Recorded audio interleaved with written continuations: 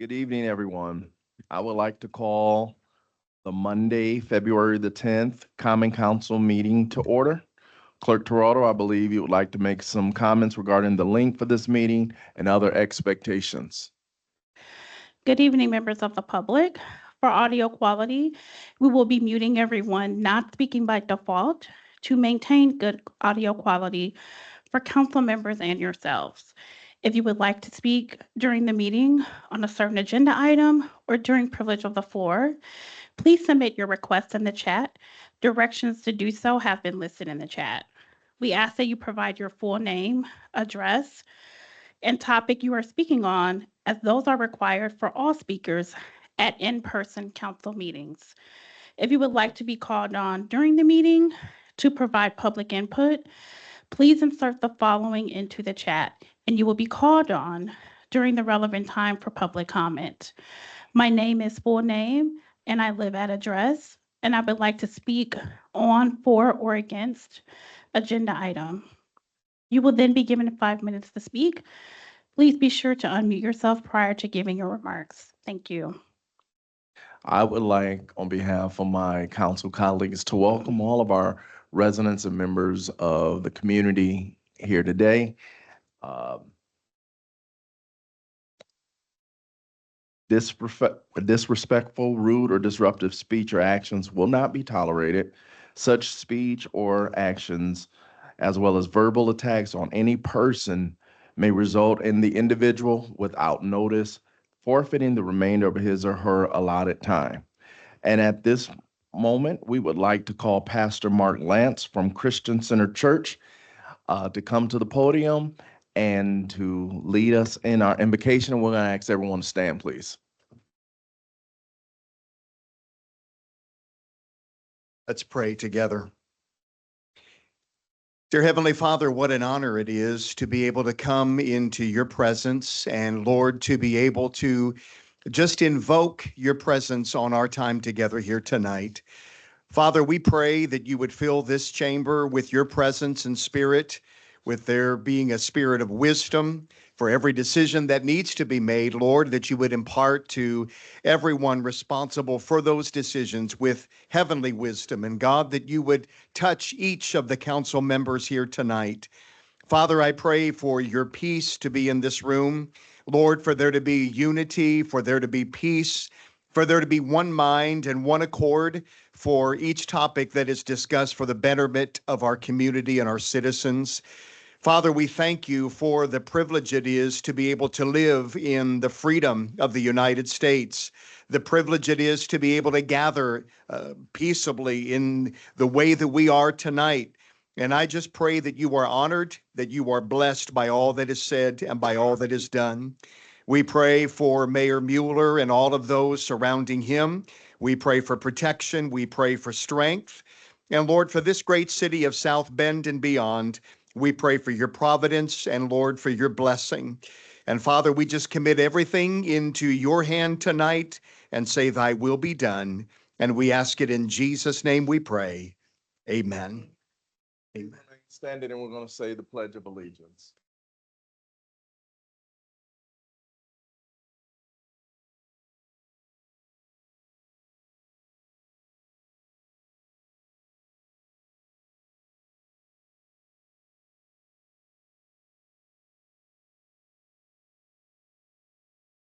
All right.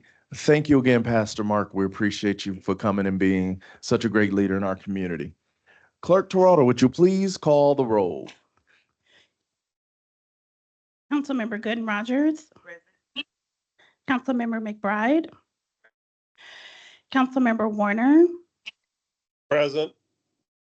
Councilmember Bolden Simpson. Present.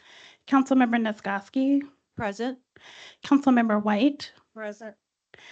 Councilmember Dr. Davis. Councilmember President Lee. Present. Council Vice President Thomas Morgan. Present. 8 present. All right, thank you. We will now have report from the Subcommittee on Minutes for January the 27th, 2025. To the Common Council of the City of South Bend, the subcommittee has inspected the minutes of the January 27th, 2025 meeting of the council and found them to be correct. Therefore, we recommend the same be approved.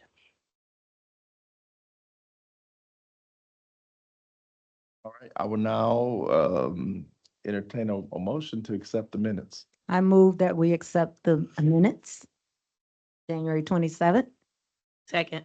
There's been a motion and a second. All in favor? Aye. Any opposition?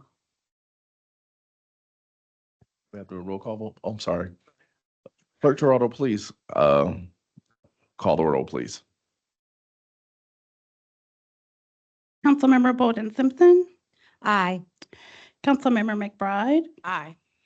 Councilmember Warner, Aye. Councilmember Nisgowsky, Aye. Councilmember White, Aye.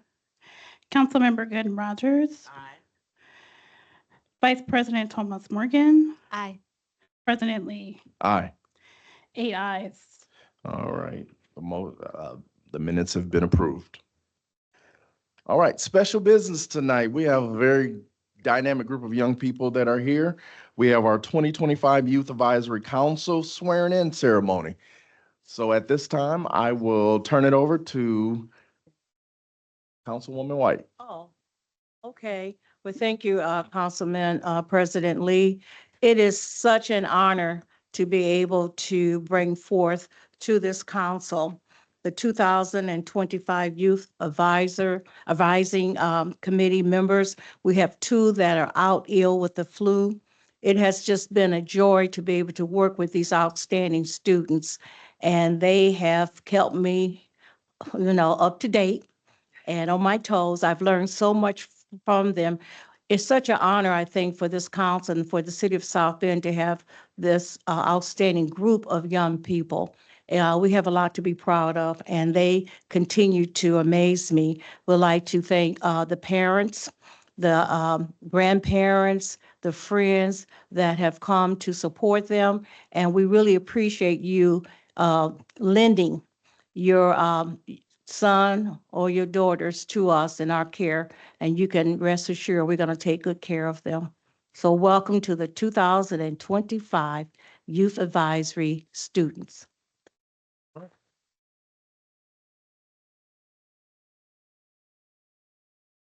At this time, I'm going to ask our Youth Advisory Council to come up here, please.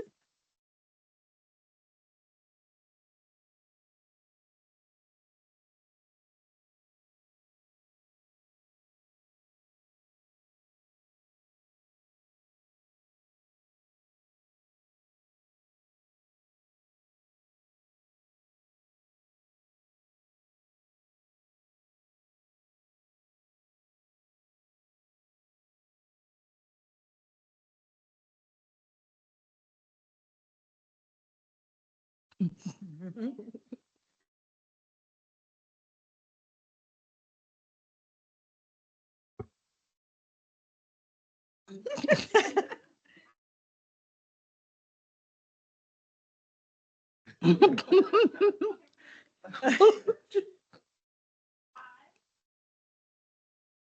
you go.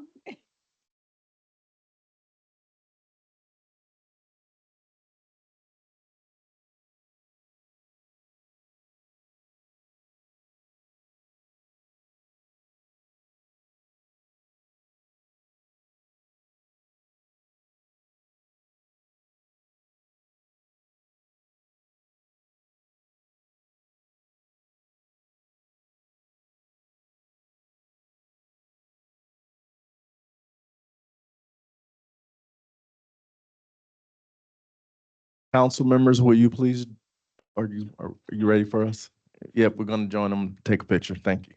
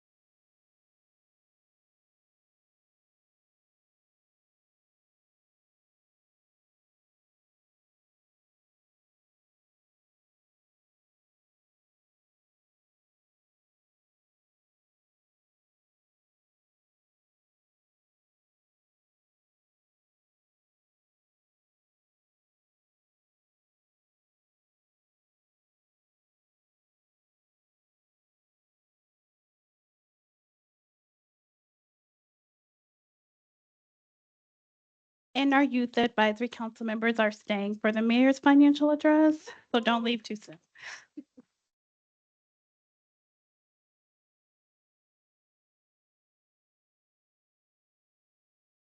All right, with that being done, now I would like to introduce our special guest tonight, the 33rd Mayor of the City of South Bend, Mayor James Mueller, and he shall provide a statement of finances and a general condition of the city in his annual address. Can we receive Mayor James Mueller at this time?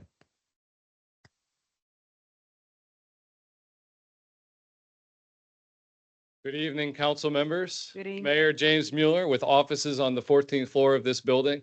Of course, you know, it's been customary here for a number of years that we provide the financial update to the city here at this first Common Council meeting in February, and then the state of the city that goes over more topics that comes in the following weeks, March or April. So that's the intent this year. We're still locking down a full date, but I believe there may be a placeholder already out there. So we'll look forward to having a fuller state of the city to you in March or April when we get that locked in.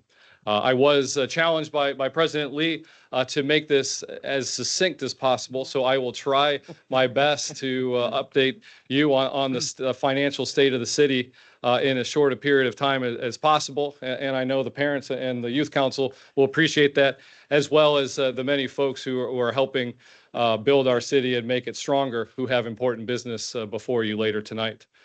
So today, we're going to start with just the general overview of how 2024, we left 2024 at the end of December. So I don't know who's controlling the slides here. Thank you. Here you see the various types of funds and how the revenue came in as of December 31st, 2024, as well as how money went out the door in terms of expenditures. And you'll see generally, if you start with the top line, is the general plus funds, which makes up our basic operations. There are a lot of different funds in the city, but this is what funds police, fire, and a number of our core services. And so we ended up with a surplus at the end of 2024 in the general plus fund. So $1.1 million surplus from when you do the difference between revenue and expenditures.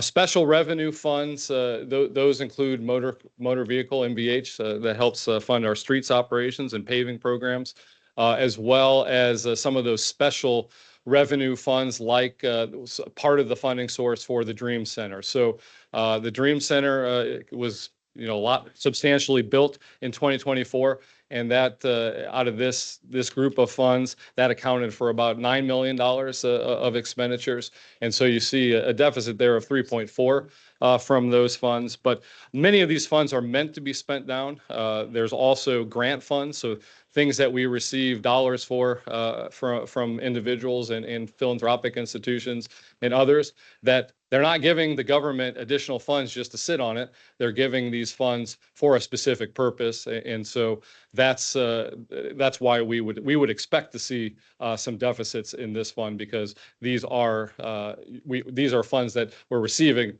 but expecting to turn around and spend. And then, as you know, there's a timing thing that'll be a common theme tonight in the address of when do we receive the funds and when do we pay for them. So if you receive the funds in 1 year, in one calendar year, we're on a cash basis here, but you don't spend it on the project till the next year or 2 years later. It'll look, in the year that you receive the funds, it'll look like you have a surplus, and in the years that you spend the funds, it'll look like you have a deficit. And so that's the capital project. Then these are more of the next grouping are the required funds. The debt service, we're obligated to pay those. The internal service funds make good on our promises there, and others. Then the enterprise funds going down. It'll look like we have giant surpluses here, but that doesn't translate to actual surpluses. This is the theme of when money comes in the door and when expenditures go out. So looking at our utility enterprise funds, so our sewer program and our water programs, there are a couple things. If you recall, we did issue a bond for water capital in 2024, and close to $10 million, $9 million. And those projects, we haven't made those projects happen yet. So you get the dollars and then the project moves and then the dollars go out the door. So if you see a corresponding $9 million expenditure this year, because those projects are moving forward, that's because we received the dollars in '24, but they'll be spent in this year and perhaps even next. Similar with wastewater, we receive some dollars, and then there's capital projects. And capital projects, we can't move forward on a capital project until we have the dollars secured and accounted for. But then it doesn't immediately, as soon as we move forward with those projects, you don't snap your fingers and get the money out the door. So similarly, that's why you see a surplus in the sewer and wastewater. Going down, again, the same theme. It was a big year for some financing. So if you go down to the redevelopment funds, you'll see a $10 million surplus. Again, if you recall, a couple of years ago, we issued the neighborhood bond, and they were split into two series, Series A and Series B. Series A, we moved forward with 2 years ago. Series B was issued last year. So that's was about a $24 million in proceeds coming to the city in those redevelopment funds. So the $10 million surplus is not really a surplus if you don't account for that financing.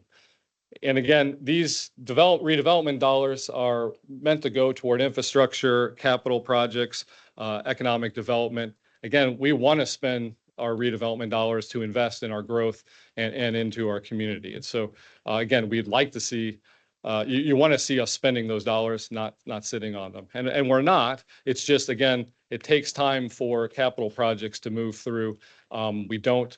If we were a private company, you might take a little riskier of a position, but we're a public institution, so we can't. So once a dollar is appropriated for a specific purpose, even if it doesn't get spent for a period of time, we don't double spend that dollar. We can only spend a dollar once. We can't float, we don't play with floating dollars as some groups do. And so it's a very conservative way, but it makes sure that we don't run out of money and we can uphold all of our obligations.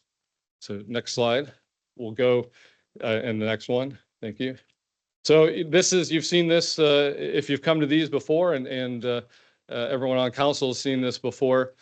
Just how we evaluate the financial position of the city. And we're looking at four major parts. We're looking at liquidity. We're looking at the debt we've taken on. We're looking at the capital assets that we maintain and have ownership over. And then we're also looking at how is our revenue and expenditures on the operational side?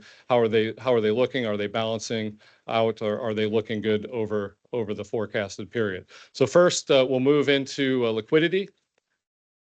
The next slide. Thank you.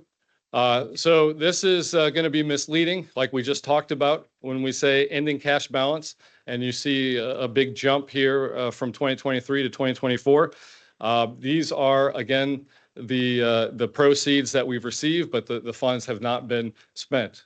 We've talked about the water financing that we did. We've talked about the Series B bond, which will help build up the Madison Lifestyle District neighborhood. The one we didn't talk about was the funding from the professional sports development taxing area that brings state dollars to help fund the expansion of the Cubs Stadium. So that was, I believe, a $45 million bond in net proceeds. And obviously the project is moving forward, but those dollars don't all get out the door in that period of time. So when you're looking at what cash is in our accounts in the bank, at the end of December, it looks like it went from $419 million to $510 million. But a lot of that jump is due to these proceeds that are specifically targeted toward those projects that are already moving. So the next slide will show you a little better picture, because here we're looking at our operational dollars. We're looking at the general plus funds, and we showed on that first slide a slight surplus in the general plus funds, and it's to the tune of about $3 million in surplus. And when we go through the budget season, we often talk about the structural deficit that are in our budgets. But again, similar to how we allocate redevelopment dollars, we don't float, we don't spend the same dollar twice, we don't anticipate too far into the future. We also take a fairly conservative way of budgeting. So we assume that we're fully staffed in every department the whole year. We assume that every last dollar in every line item, for every component is spent, and that's not always true. We also have had some challenges in terms of forecasting the revenues that are coming in. We can see optimistic views of income tax. We can see optimistic views of property tax, and we'll see that in a moment. But we don't necessarily, we don't want to get ahead of ourselves, and we don't want to be seen, on the short end of our projections. And so, even though at budget time we talk about all these structural deficits, the last couple of years, if you notice, we've done a pretty good job of matching our expenditures with our revenues in the general operations of the city, and the general plus fund balances have therefore been roughly even. As you saw the previous years, they had been going up quite a bit. So moving into thank you. So where are we in terms of cash benchmarking? Again, this is a little misleading because of the proceeds, but the way that the 2024 has happened, we ended up close to the top of some of our benchmark cities. And so we have 177 or 178% of our, or sorry, 128% of our operating or our annual expenditures as in terms of cash position right now. Moving forward, we're going to look at debt, and here you see it's split into a couple categories. So on the right is the business type, so those enterprise funds. So that's sewer, water, our solid waste department, and our building department, and that accounts for roughly a quarter of our total debt in principal balance. And then the other category is governmental, that includes the economic development projects, includes our streets and infrastructure projects, includes our parks, and includes those public facilities and needs for public safety. So there's the big bond proceeds, as well as some other debt financing for projects and equipment. So all in all, the total debt service is just north of 300 million, and that's roughly in line with our annual, a little under our annual expenditures. So next slide will show you how that affects our budget over the years. And so you see our annual debt payments have been pretty stable. So in terms of how much of the debt service we have to pay each year, it's been stable over a period of time. And that's really by design. When we go out to finance, we try to maintain a fairly consistent level of annual obligations. And so you can tailor things and timing of payments in that way to make sure there's that stability. Of course, when you see things have grown over time, like inflation has hit us over the past few years, costs have gone up, wages have gone up, and all the rest. And so as a percentage of our total annual budget or expenditures, the amount of debt payments as a percentage of expenditures has gone down in the last couple of years. But that doesn't, again, if we go to the next slide, you'll see that the amount per capita has gone up. And so, we're a little higher than we've been over the last several years, but there are, some debts rolling off here in the near future, and that will balance out. If you go to the next slide, you'll see where we rank, according to some of our peers in terms of debt per capita. And we're right in line with a lot of cities of our size. You see, or even some of our larger cities, but Evansville is at the top of that list. Fishers, Mishawaka is not quite at our size, but they're a peer city and our sister city. Fort Wayne is a couple times our size, and so that's another benchmark. But this is per capita, so this is weighted to be an apples to apples comparison between the cities in terms of their debt burden and the number of folks in their communities. Moving next, we are proud of our bond rating. We have a AA bond rating. So the agencies, whenever we go out to issue debt, when you go to buy, if you're going to invest in a bond, you want to know what kind of bond you're investing in. And so ratings agencies do that for different entities looking to issue debt. And so these rating agencies look at everything that the city is doing in terms of their financial position. They also look at how the community is growing, and they look at that other factors when they determine the bond rating.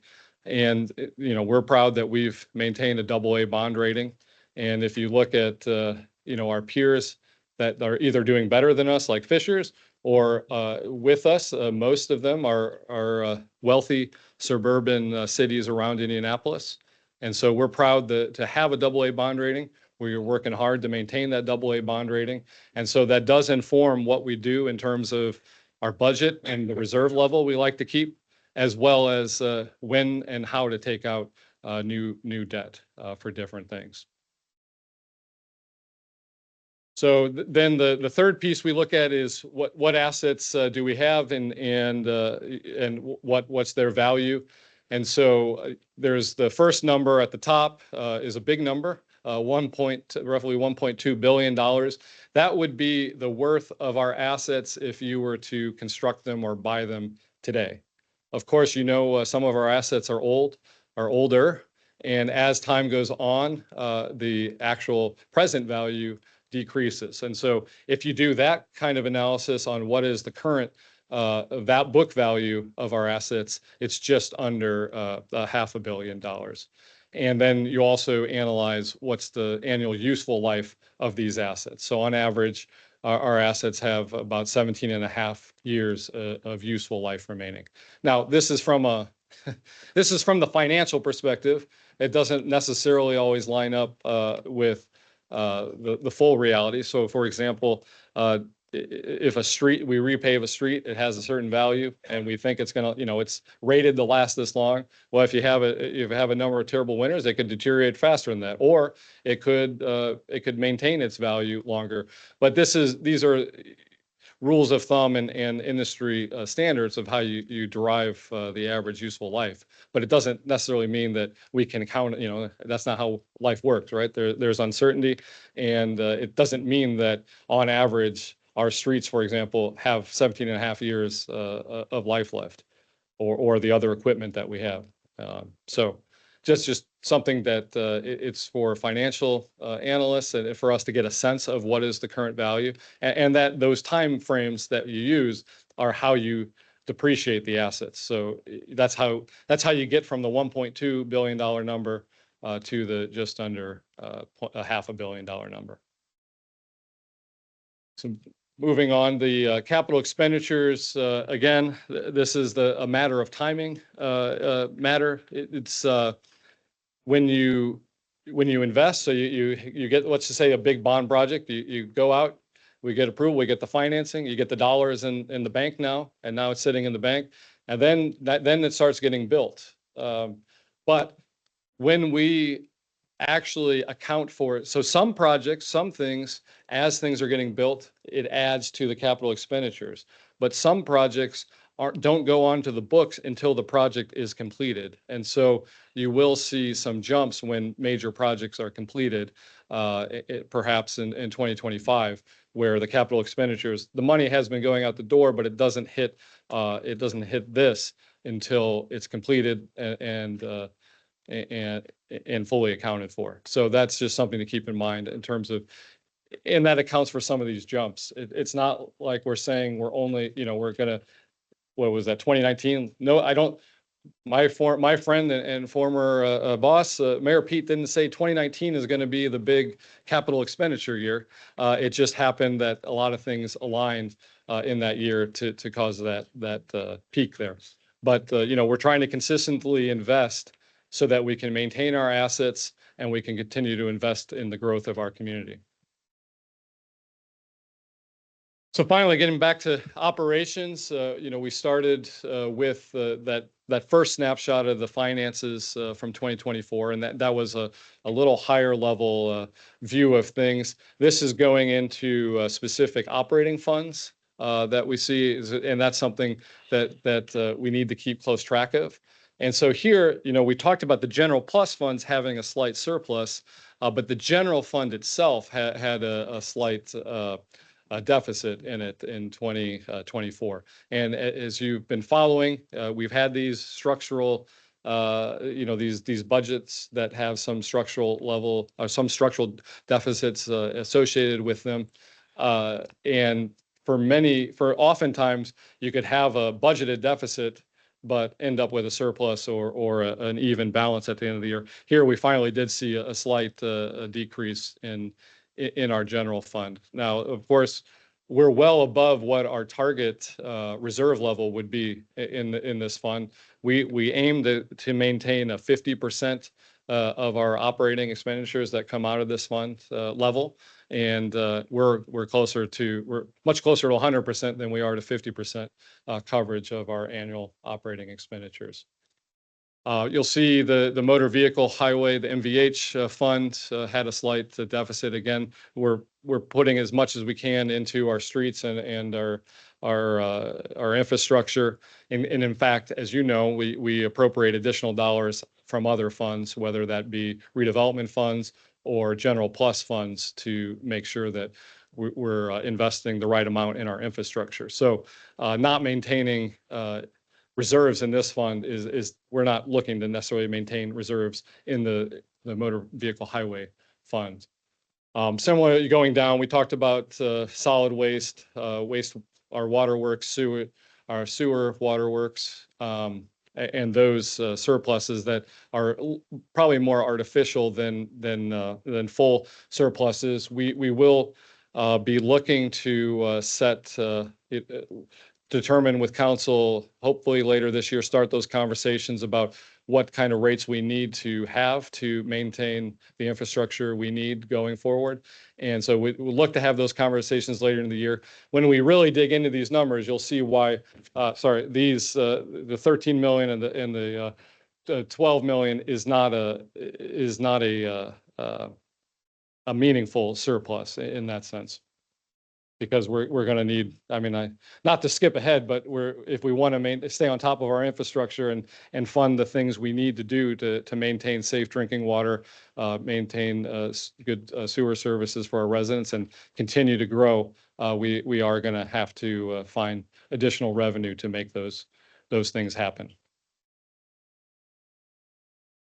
So here's looking back at the revenue picture, and as you can see, we had another a good year for property tax receipts, and that's driving some conversations downstate, given the speed at which, and this is a combination of a number of things.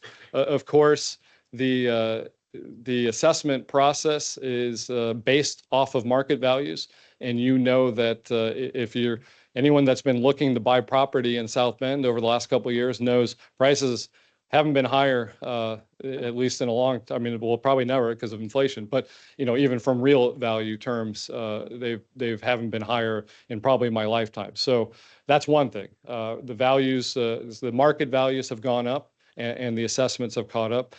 They've also been making tweaks in how there's been a new assessor in office the last couple of years that have been really looking at all of the ways in which these are calculated, and there have been some changes there that probably have accounted for some of these changes as well. If you look at the history here, we could be growing in the last decade. We could be growing, inflation could be happening, and market rates could be going up. But it seemed like property taxes never seemed to go up in any substantial way, or any way that was really keeping up with the pace of growth and price increases. 2020, of course, was when the state caps the full implementation of that program from Governor Daniels' time in the late 2000s. That's when that went into effect, and so that's why you see the decrease there.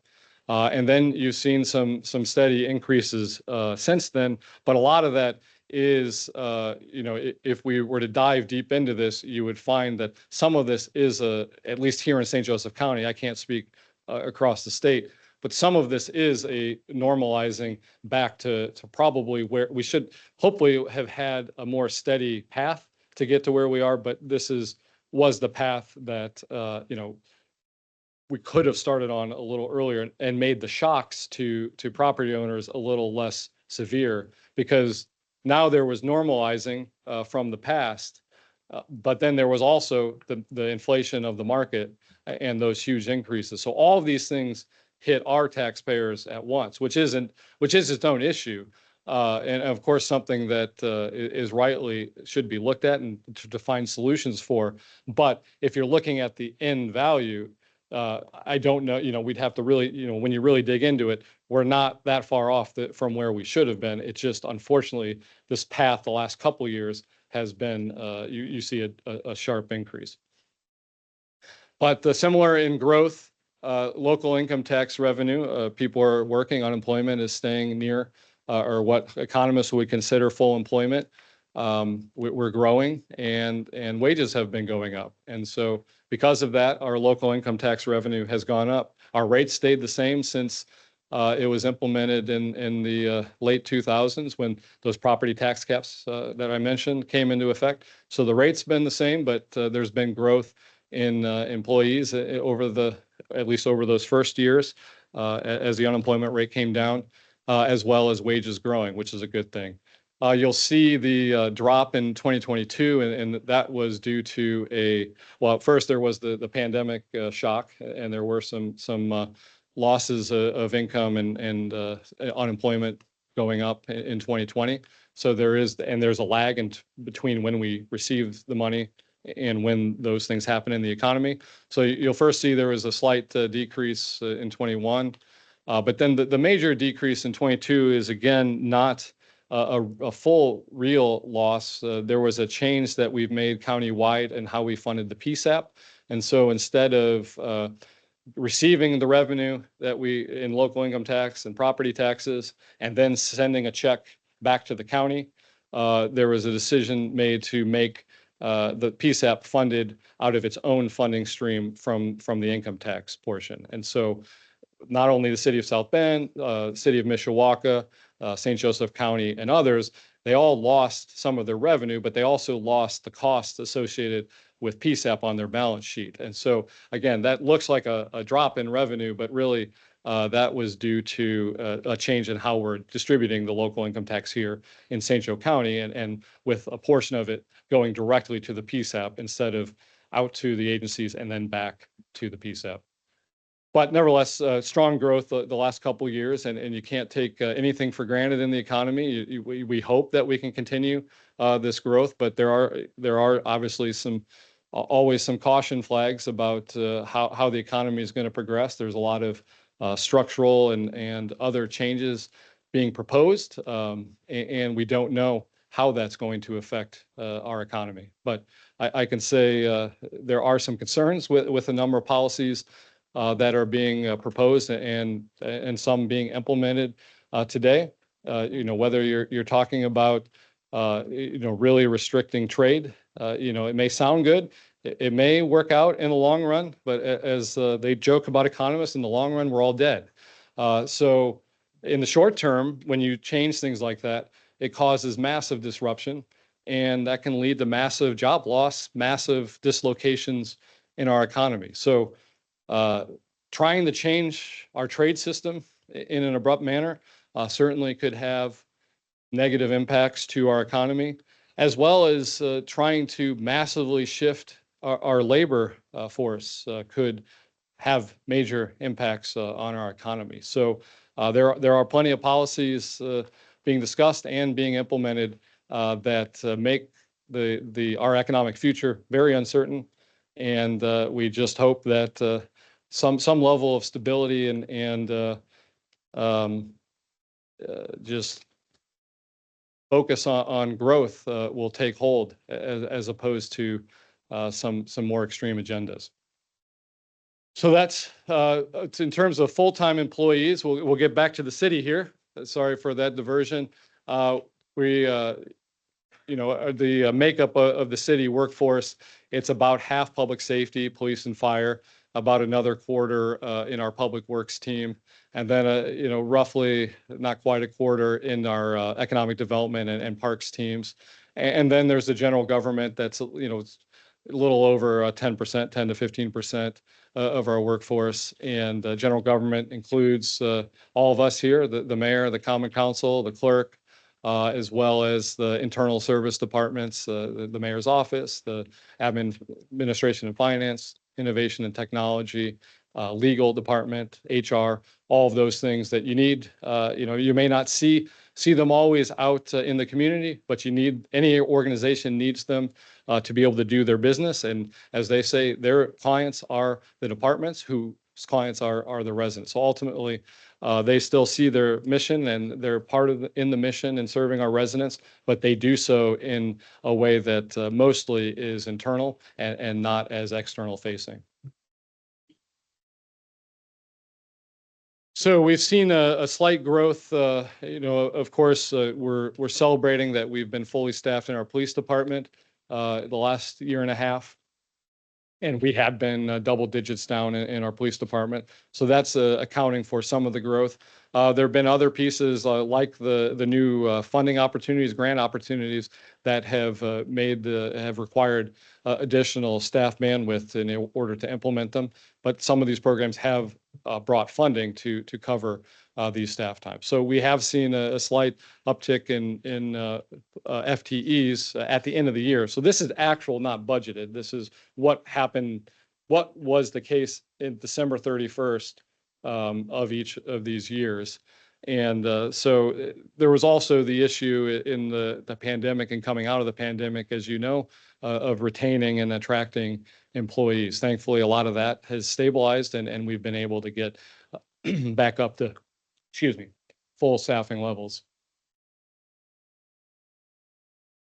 And our health insurance, since we implemented the city clinic, minus the jump 2 years ago, we've been able to see a relatively stable growth in our health insurance costs, which is good because, as you know, health insurance oftentimes exceeds the rate of increase exceeds the rate of inflation.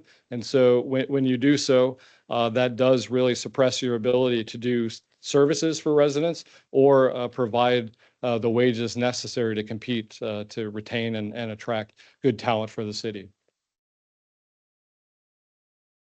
So this is we go through this every year where we try to compare these are big numbers. How do you contextualize hundreds of millions of dollars, $1.2 billion of assets if it was constructed new.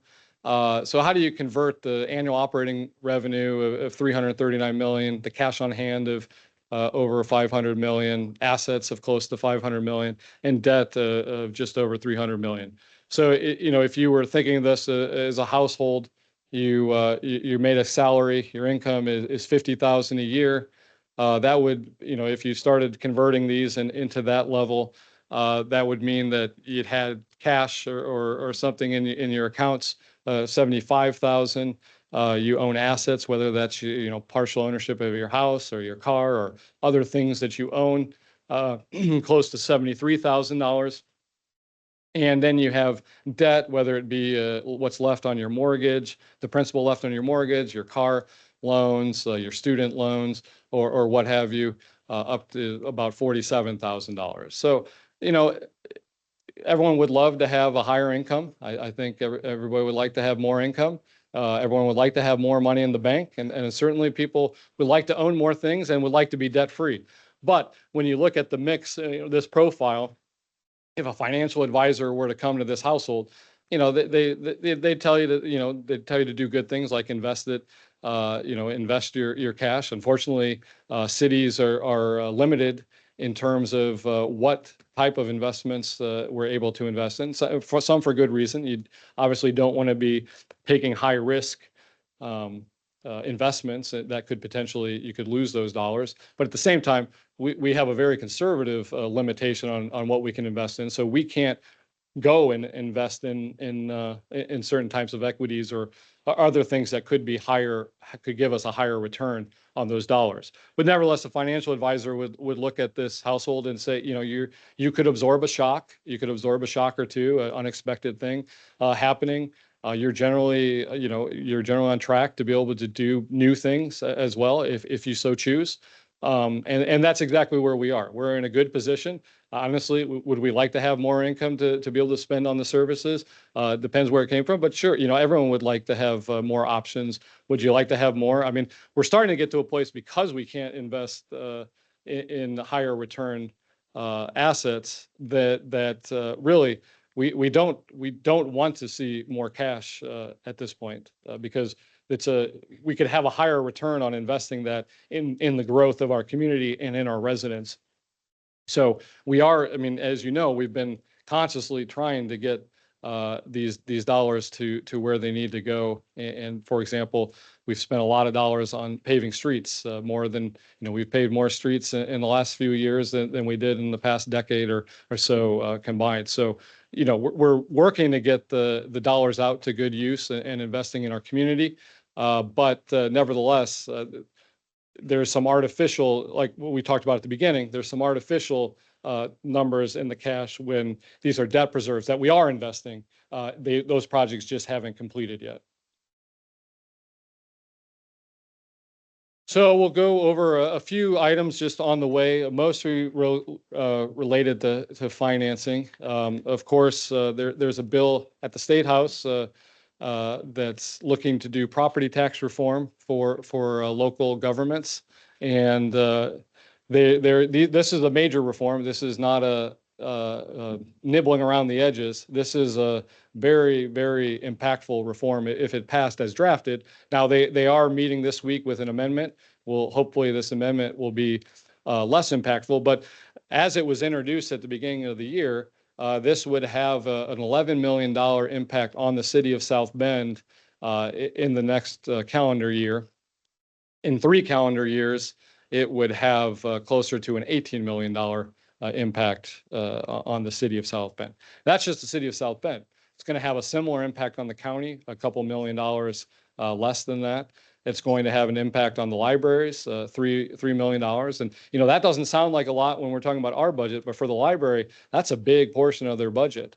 Also, South Bend schools by the end of those 3 years in calendar year 28, it could be up to $21 million of impact on South Bend schools. So that's what we didn't have to run this analysis. The state legislative services analyzed SB1, and that's what they've come up with. And they have that number for every county in the state and every taxing entity, every property taxing entity in the state. And it's just the math doesn't add up. I believe that the leadership at the State House know the math doesn't add up. And hopefully we see an amendment that makes more sense than that. Now, nevertheless, I think it's safe to say some level of cuts or something will happen with property taxes this session. Well, hopefully it's not this dramatic and it's not this impactful, but they do seem intent on doing something on property tax, and that will impact us. That impacts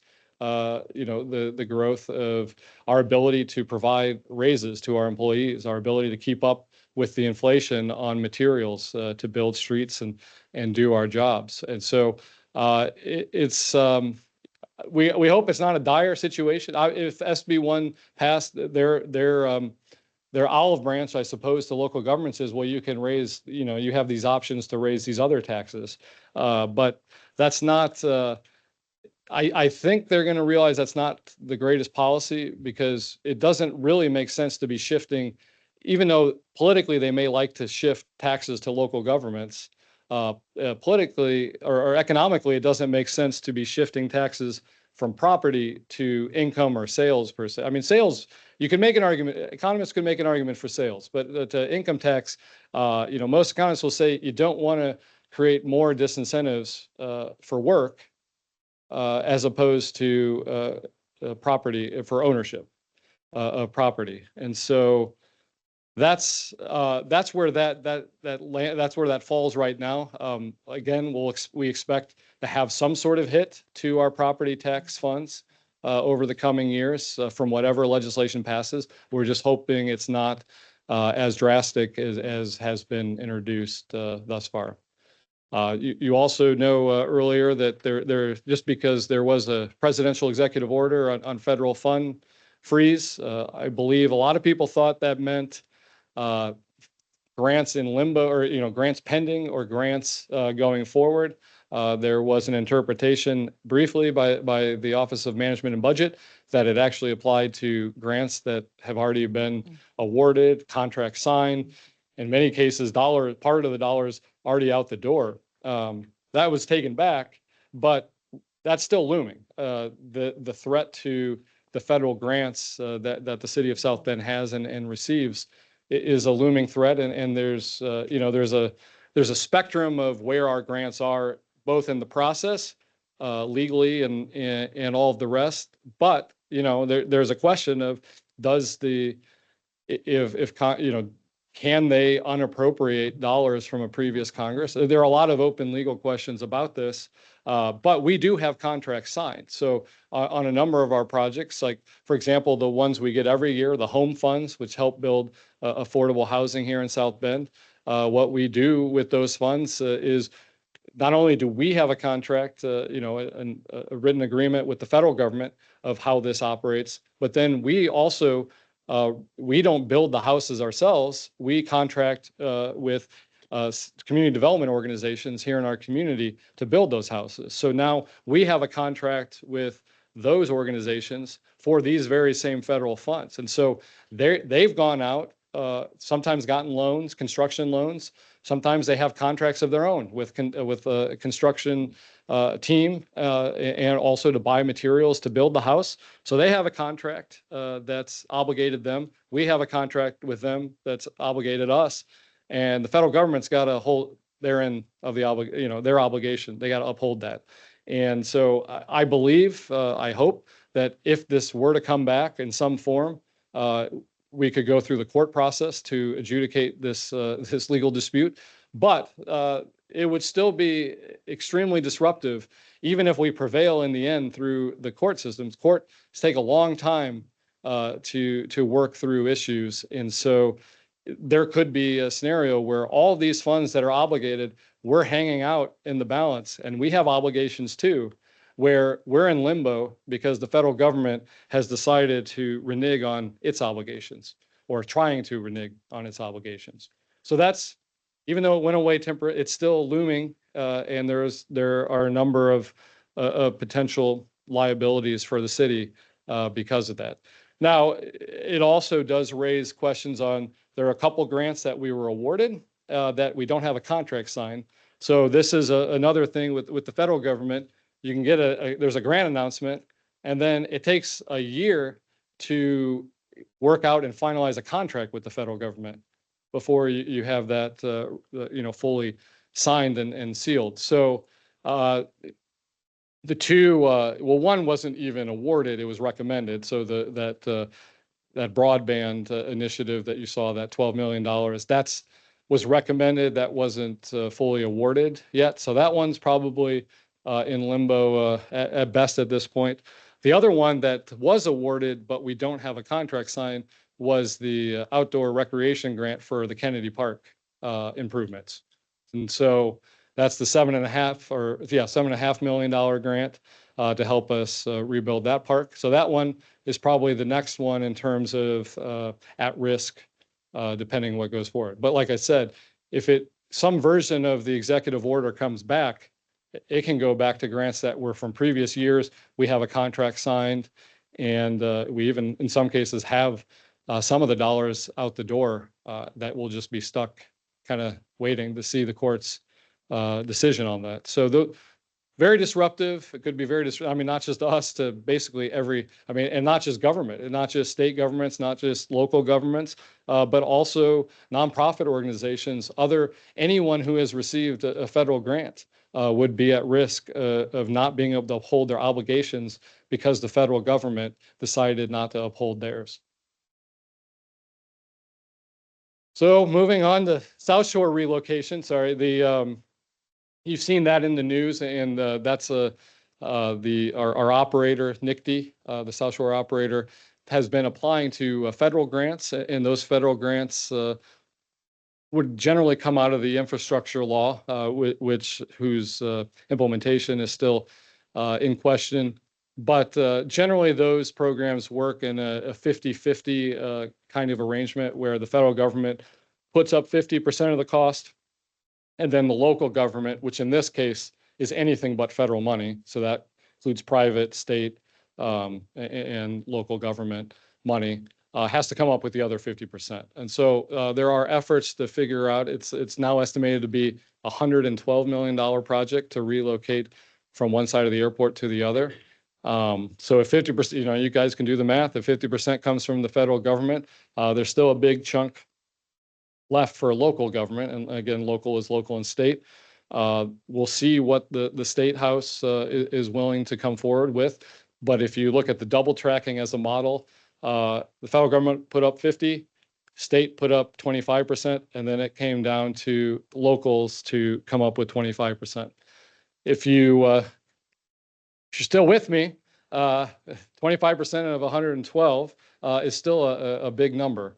And so we have told folks that the city is willing to help facilitate financing in terms of the Transportation Development District, but we don't have dollars to put toward this project in particular. And we do believe that we have been asked to do more than our fair share on some of our regional projects that we've gotten through. And so we're hoping that on this project, the Regional Development Authority can step up and cover the gap that whatever gap there's left to make up the local share. So that's so I guess the short or the cliff notes on this one is that the city isn't looking to directly put dollars into the relocation. We could facilitate financing mechanisms toward that, but not looking to direct dollars toward that effort, given that we're doing all these other things. And then finally, the good news is, and as far as I know, these aren't in limbo or in question. So we received a few Ready 2.0 grant awards, as well as Lilly Endowment Grant Awards. So that includes a development area over by the river, south of Century Center, trying to build up that whole new neighborhood and infrastructure with the right public amenities. Also, the groups that are by the post office building downtown, including an affordable housing project, received some funding from Ready. The zoo received funding from Ready as well. So those projects are moving forward. One of the big projects that we received from the Lilly Endowment portion of Ready was for a project, basically just housing on the western part of the city. And so it goes from Drury's to LaSalle Park to the Housing Authority land. And so we received a good award from that program to help make sure that we're building mixed income housing in those areas in particular.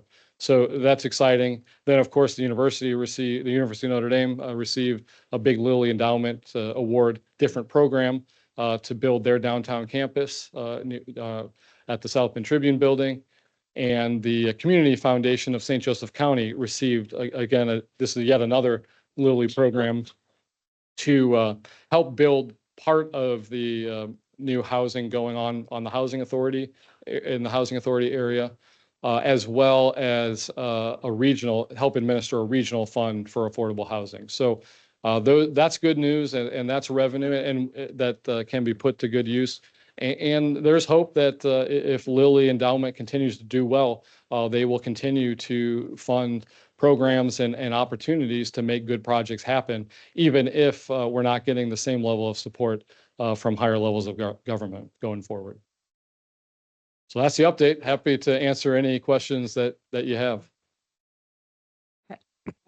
Council members, do you have any questions? Yes, President Lee, I don't have a direct question for the mayor, but I want to see if any of the youth members if they may have a question, because they're going to leave out the meeting and they're going to have a short meeting among themselves.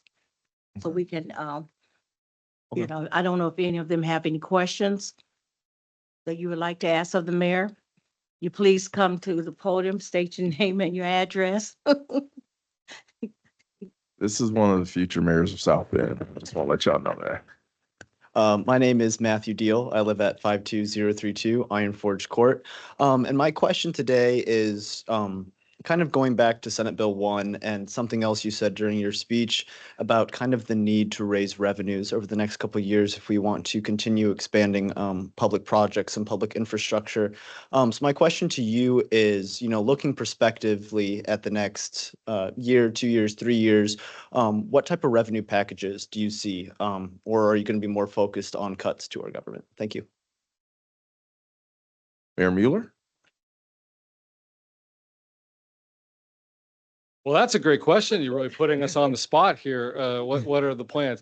I mean, I do believe if you saw these types of cuts that are in Senate Bill 1, it would be irresponsible for us to try to replace those dollar for dollar with income tax. That would not be, that just would not be responsible for us or responsible for our economy. I mean, Senate Bill 1 there's a lot of questions about it, whether that's responsible, but, so we would have to do a mix. You know, obviously we can't cut, if you want to cut those types of numbers, you're going to start impacting police, fire, street paving. I mean, the core of our city services. So we don't have that much to cut. And so it would have to be a mix of cuts and new revenue. I do think, you know, it's a strange place to be. You know, we don't get partisan in this chamber, but of my party, years and years ago when the property tax caps came under Governor Mitch Daniels, and his whole philosophy, and it's a user-centric philosophy, a taxpayer-centric philosophy, is you know you have certainty about your taxes. They can't be raised above this level, 1%, 2%, 3%. Made it very simple. But what he did say was, you know, to the different jurisdictions was, we are challenging you to grow.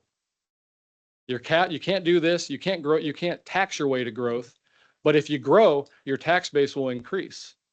And that's exactly what South Bend has done. If you see, we took the challenge from Governor Mitch Daniels, we've grown, and now they want to say, you can't grow, you've grown, so now we don't want you to grow. And it's not just South Bend, you know, it's Fishers, a fast growing community outside of Indianapolis.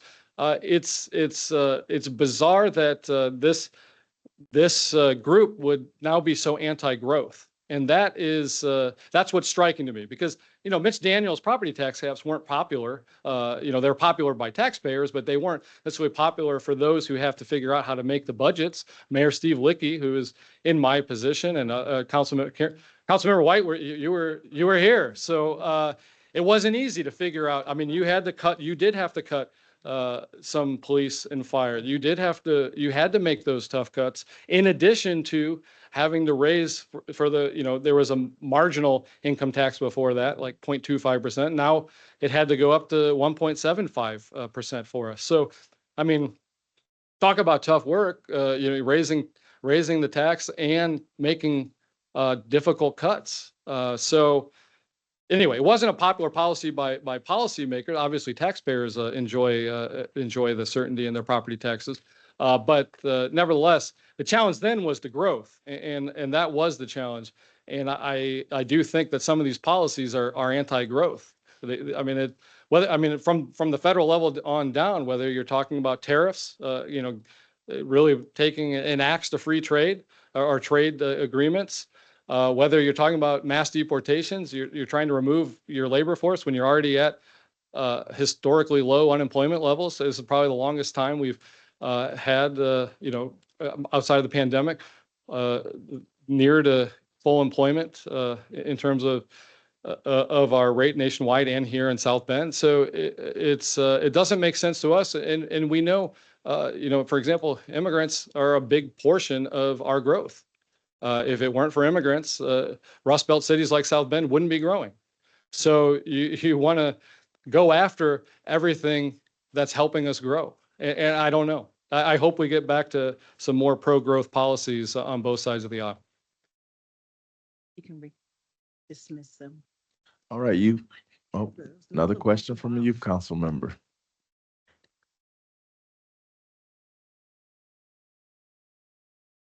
State your name and address for the record. My name is Annalise McKenna, and I live at 212 Napoleon Street.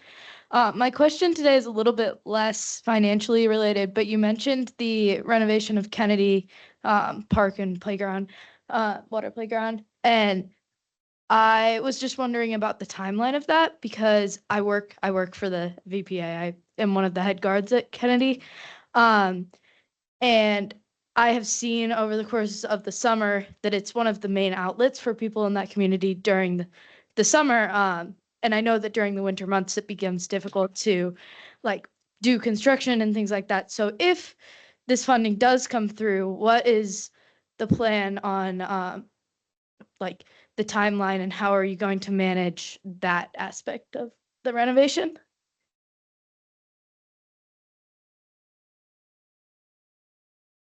Another great question, and it goes into how projects happen. So as we mentioned earlier, you need the financing secured before you can start going through the process. We don't start trying to spend money before we have the money secured. So until we have a full agreement and confidence that the federal government is going to make good on their promise, we don't have money secured. So this really has also thrown up timing of the project. But assuming that we didn't have uncertainty, we went through normal, the usual federal process.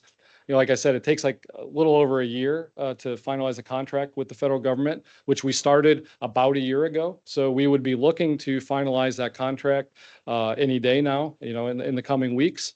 And then now you're getting into city procurement. So, there's design that's been going on, but then, you need to finalize the engineering design completely. So you're ready to construct. And then we go out to bid through a public works process at the Board of Public Works.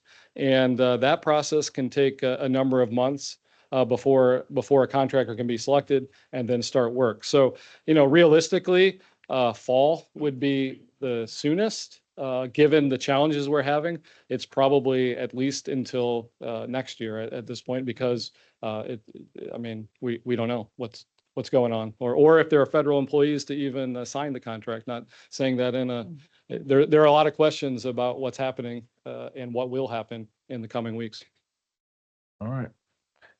Council members, any questions? Dismiss the council members. All right, youth council members, you are now dismissed. Thank you, parents, for being here with your students. And we're excited about the work they're going to do. See, they are very much interested in future leaders in our community, and we're very excited about that.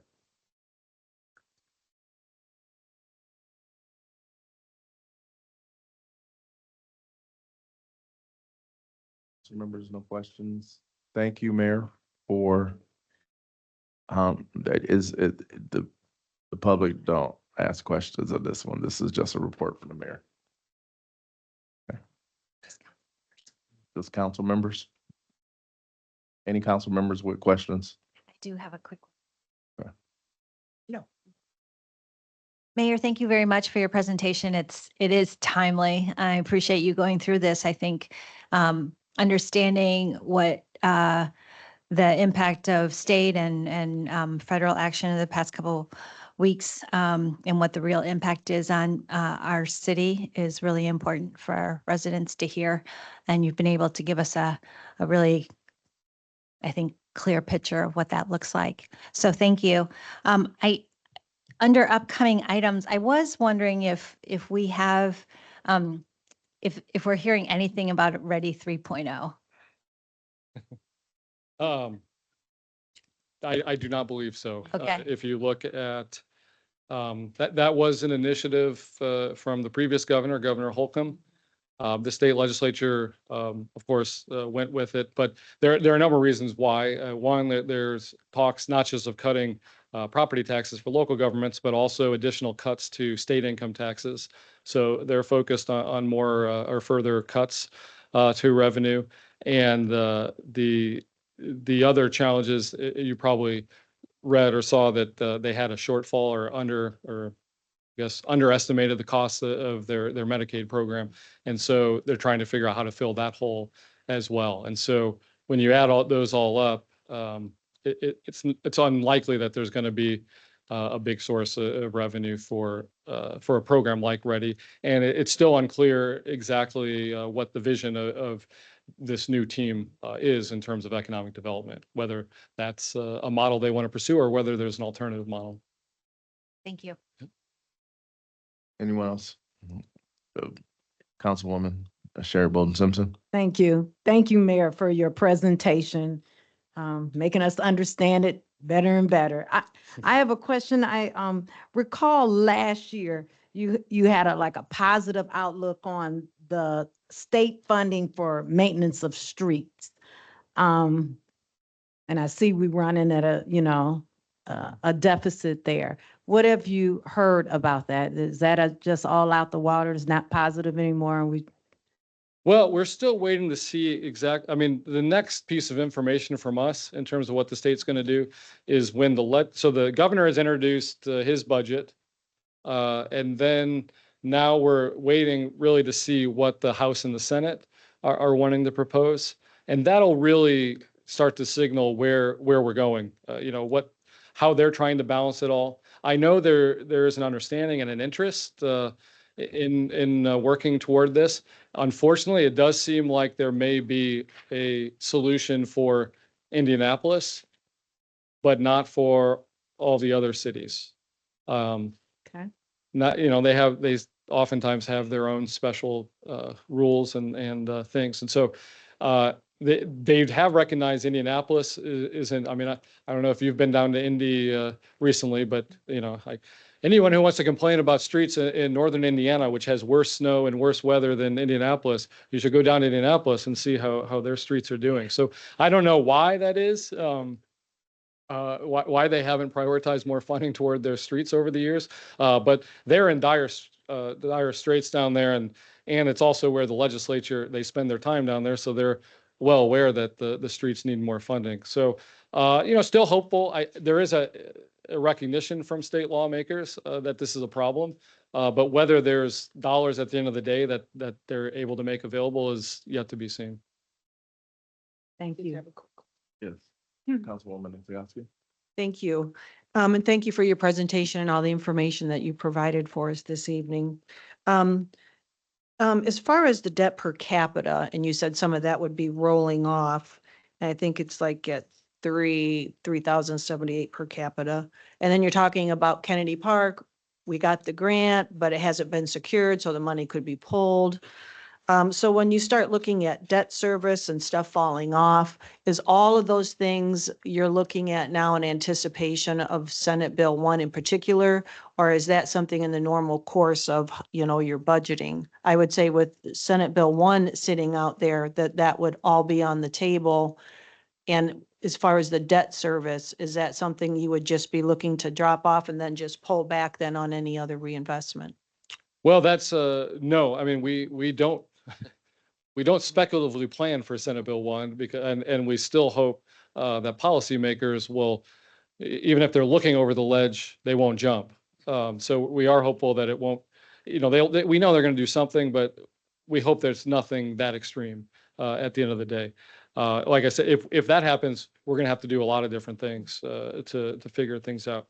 No, this is in the course of general business. So, I mean, we don't take out, as you saw, our debt payments, service payments are pretty stable over time. And so we try to plan it out and time things in a way that we're not having these big jumps in debt service obligations each year. So that was part of the planning process, not losing grants, not having to cut back on projects that are planned, not having to do anything like that. That would be happening even if, business as usual, I guess, is the best way to say it. So I guess putting it in a different way, so if all these things get implemented and we start taking these hits for, trying to figure out how to produce other revenues, would you be then, I shouldn't say the word freeze, but actually look at, stabilizing that as those debts are, as things fall off, just leaving them there to anticipate a different type of revenue stream? I mean, I get a lot of questions. Yeah, about I mean, that. we I get can't, a we, lot of we questions. couldn't cover, like for the Kennedy Park, Right. So investment, we for would have to example, Cover, we couldn't cover the federal government's portion. We would have to scale back. You know, and those dollars, the local dollars that were committed to that were redevelopment dollars. So we would have to scale back, the project. But I think we would still have a project, but it wouldn't be the project that we would all like to see, at Kennedy Park. So we would have to make some tough decisions then what goes from what's planned to what, you know, what makes it. And so that's on that particular project, that's where we would go. But more broadly, we would, you know, how we approach everything would change. I mean, we definitely would be looking to do less, we'd have less ability to invest in new infrastructure, in new parks and trails and, you know, honestly, there's most of the property tax revenue is, I don't know what happened there on the, someone unmuted themselves.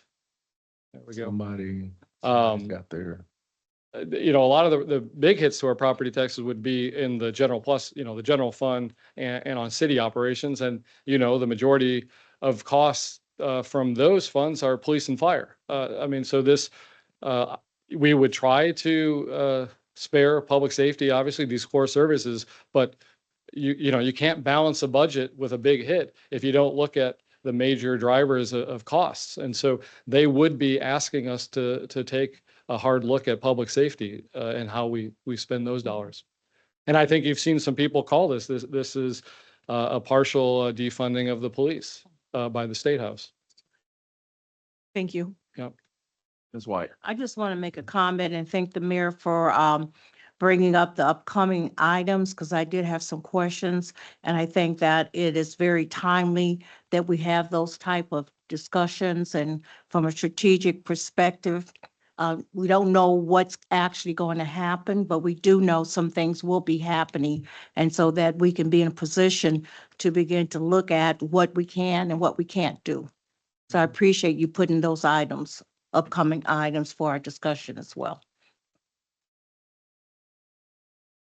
Any other questions? Mayor, thank you for your presentation. I certainly love the household equivalent of, because a lot of times people will say that, you know, we've got this great deficit, but when you break it down to an annual income of 50,000 with $75,000 in your checking and savings, then assets of 72,000 and then debts of 46,000, it does bring it into a better perspective of understanding that although there is some debt, especially with having a mortgage and property and all of that stuff, that you actually have enough to cover all of your debts and then actually have cash reserves.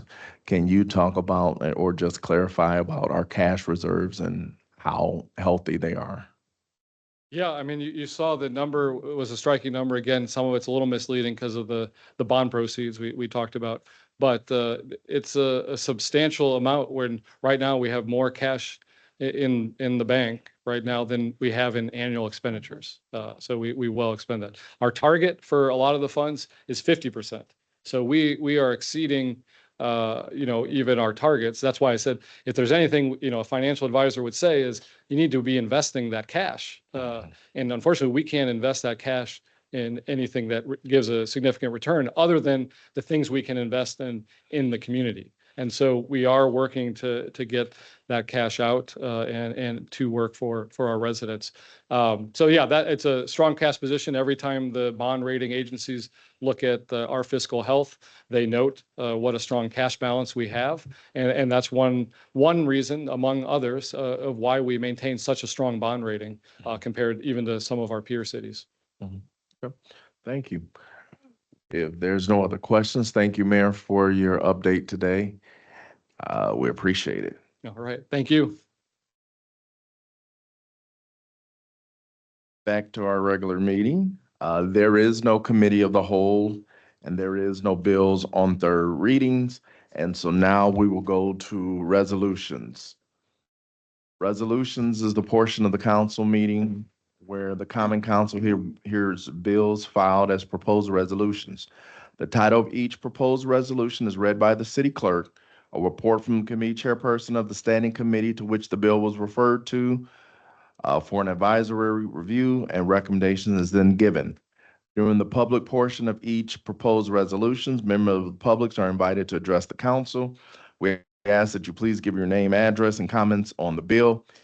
If you have any questions, they will be addressed by the presenter during their rebuttal, and each member of the public is limited to 5 minutes, with those speaking in favor going first, followed by those in opposition, then a 5-minute rebuttal from the presenter of the bill. Clerk Toronto, would you please give resolution, 2509, a second reading. A resolution confirming the adoption of a declaratory resolution designating certain areas within the city of South Bend, Indiana, commonly known as 635 South Main Street, South Bend, Indiana, 46601, an economic revitalization area for purposes of a 2-year vacant building tax abatement for Studebaker Admin, Q0ZB LLC. All right. Is there a committee report? Yes, President Lee, the Community Investment Committee met today. We send Resolution 2509 to you with a favorable recommendation. All right. Petitioner, I ask that you state your name and address for the record. Joseph Molnar, Assistant Director of Growth and Opportunity with offices on the 14th floor of the County City Building. Thank you, Council. This is the second time you've seen this. This is the confirming resolution for a vacant building tax abatement for the former Studebaker Administration Building. Since you've seen it one time before, I'll be a bit briefer than the last time. But the former Studebaker Admin Building is located on the south end of downtown. You can see Four Winds Field to the top left of the screen there to give you some placement. It sits, its address on Main Street, but it sits between Main and Lafayette. The Studebaker Admin QOZB LLC recently acquired the building with the intention of, during a first round of stabilizing the structure. It is in severe need of stabilization, both from the roof, windows, and other concerns.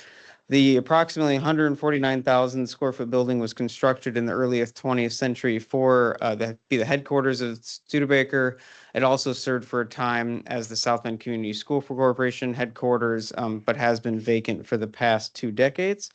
The primary objective and what this abatement helps support is to stabilize and save the deteriorating building and preserve it and then position it for future development down the road, including both structural stabilization as well as environmental remediation that needs to incur in the building.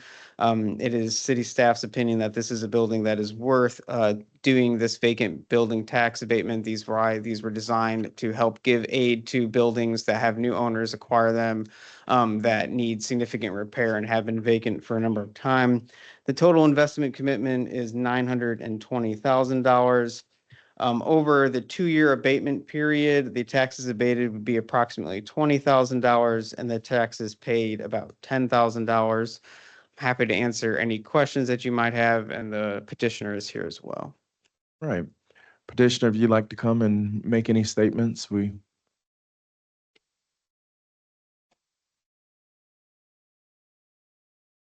already spoken to him. We've already seen this, but it never hurts to have Kevin Smith address the council.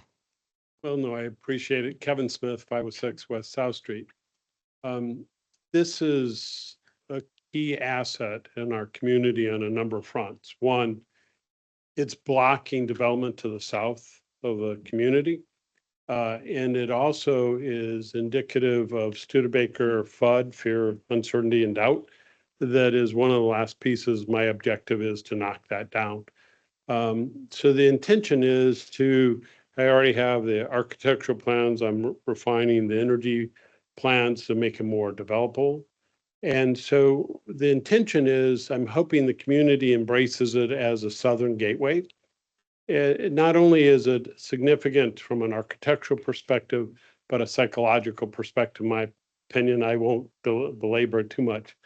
But Studebaker, I think it's time to put the ghost of Studebaker to bed and bring the Studebaker spirit out. So anyhow, that's what I'm hoping to accomplish. And this just puts us in the right position. I think once Four Winds Field and the rest of that gains stability, it'll be clear what needs to be done. And then these impediments that most developers would never even dream of touching this will be behind us. And so, I'm looking forward to putting it in a better position for the community. All right. Thank you, sir. We appreciate it. All right. Council members, do you have any questions? No questions? All right, now we'll go to the public hearing portion. Clerk Torado, is there anyone here or online wishing to speak in favor of Resolution 2509? I ask that you state your name and address for the record, please. Sue Castle, 4022 Kennedy Drive. I just want to say I really appreciate all that Kevin's done in terms of development. He's really taken on amazingly huge projects. But there's two things that I want the public to know. One is that he really works to make it sustainable and reuse as many materials as possible. I don't see that in a lot of development packages. He's very sustainably oriented. Being in the tech field, he's been incredibly supportive of the computer growth in our area. A lot of people don't see that, but he had Amazon and all sorts of things in his facility. He really brought tech to South Bend very quietly, but very, very important as a developer, not only for his sustainability, but the tech innovations that he's brought to the community. So I appreciate that he's taking on this one last project that's really in need of a lot of help. So I hope you move forward. Thank you. Thank you. Clerk Torado, anyone else speak in favor or online or? I do not see anyone in person or online wishing to speak in favor or in opposition. Okay. If there be none, then that public hearing on Resolution 2509 is now closed. Council members, do you want to make any comments? If not, I will entertain a motion. Make the motion for adoption of resolution 2509. Second. There's been a motion and a second. Clerk Torado, please call the roll. Councilmember Nisgowsky, Aye. Councilmember Gooden Rogers, Aye. Councilmember White, Aye. Councilmember McBride, Aye. Councilmember Bolden Simpson, Aye. Councilmember Warner, Aye. Vice President Thomas Morgan, Aye. President Lee. Aye. 8 ayes. Resolution 2509 has passed. I would like to entertain a motion to read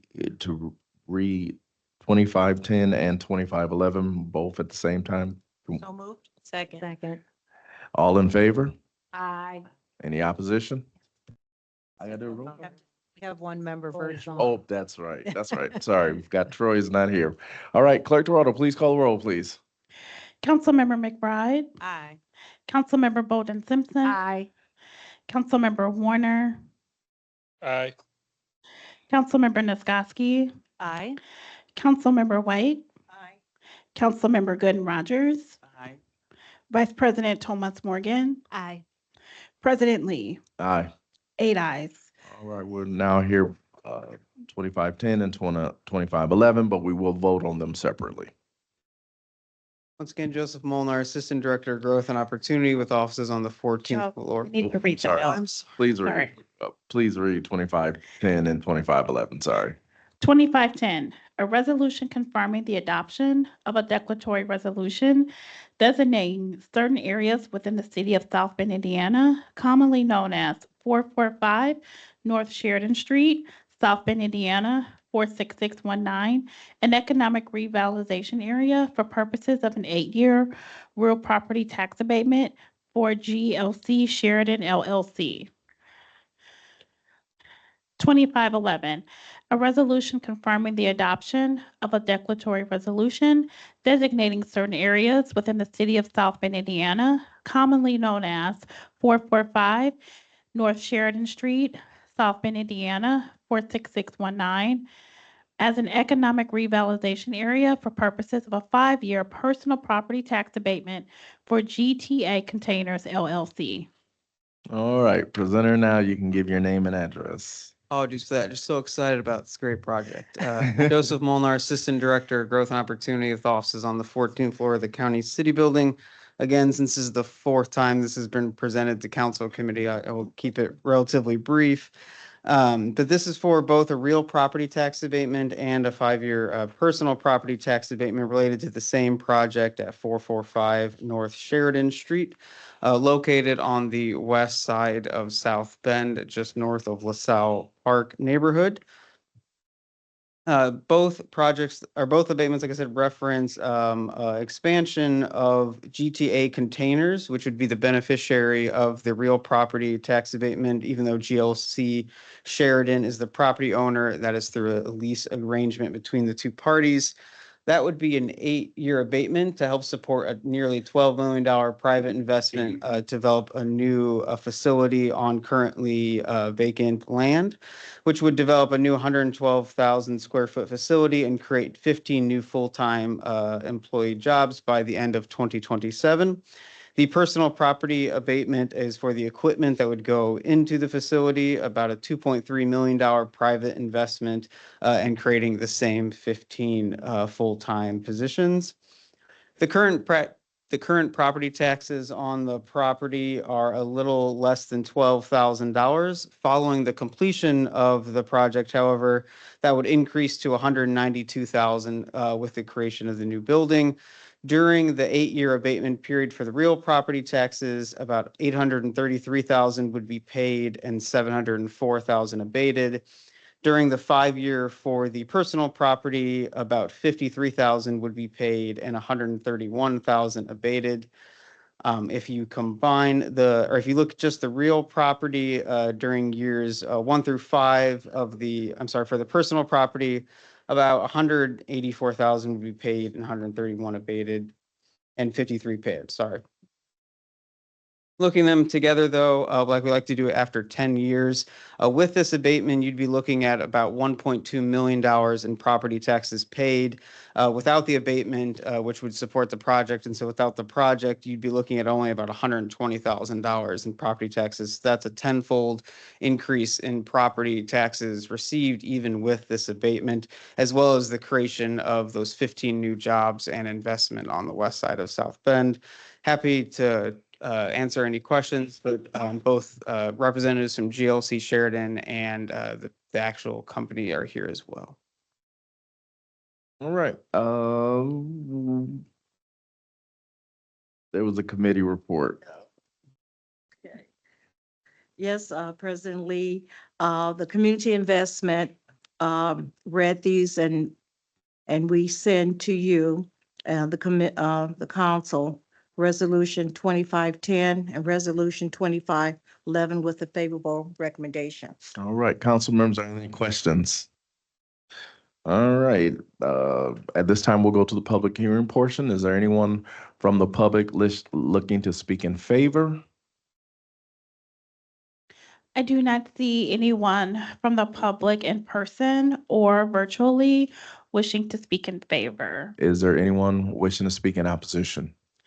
I do not see anyone in person or online wishing to speak in opposition. At this point, the public hearing portion is now closed.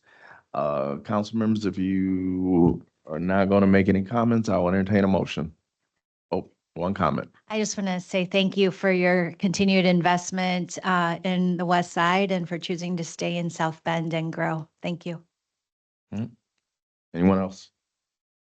If not, I will entertain a motion. I move that we send, I move Resolution 25-10 for adoption. Second. There's been a motion and a second. Clerk Toronto, please call the roll. Councilmember McBride, Aye.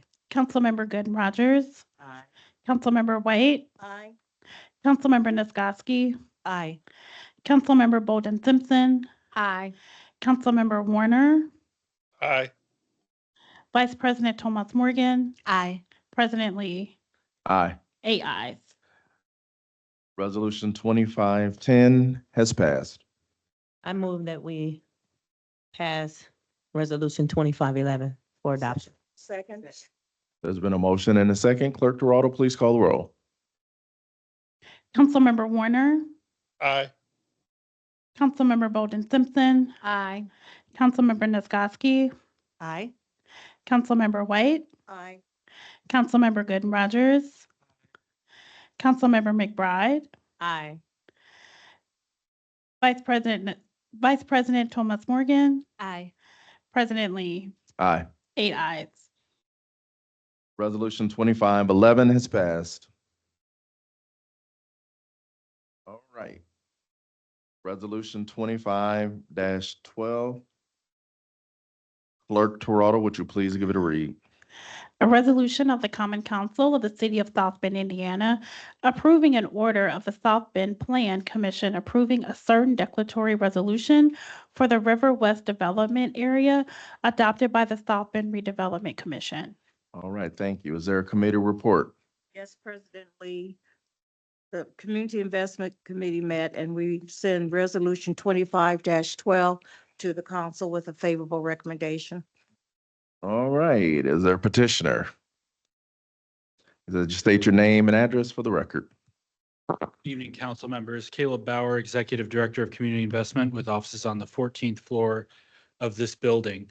Before you today is a resolution which would establish a new tax increment financing allocation area to support the Riverwalk development.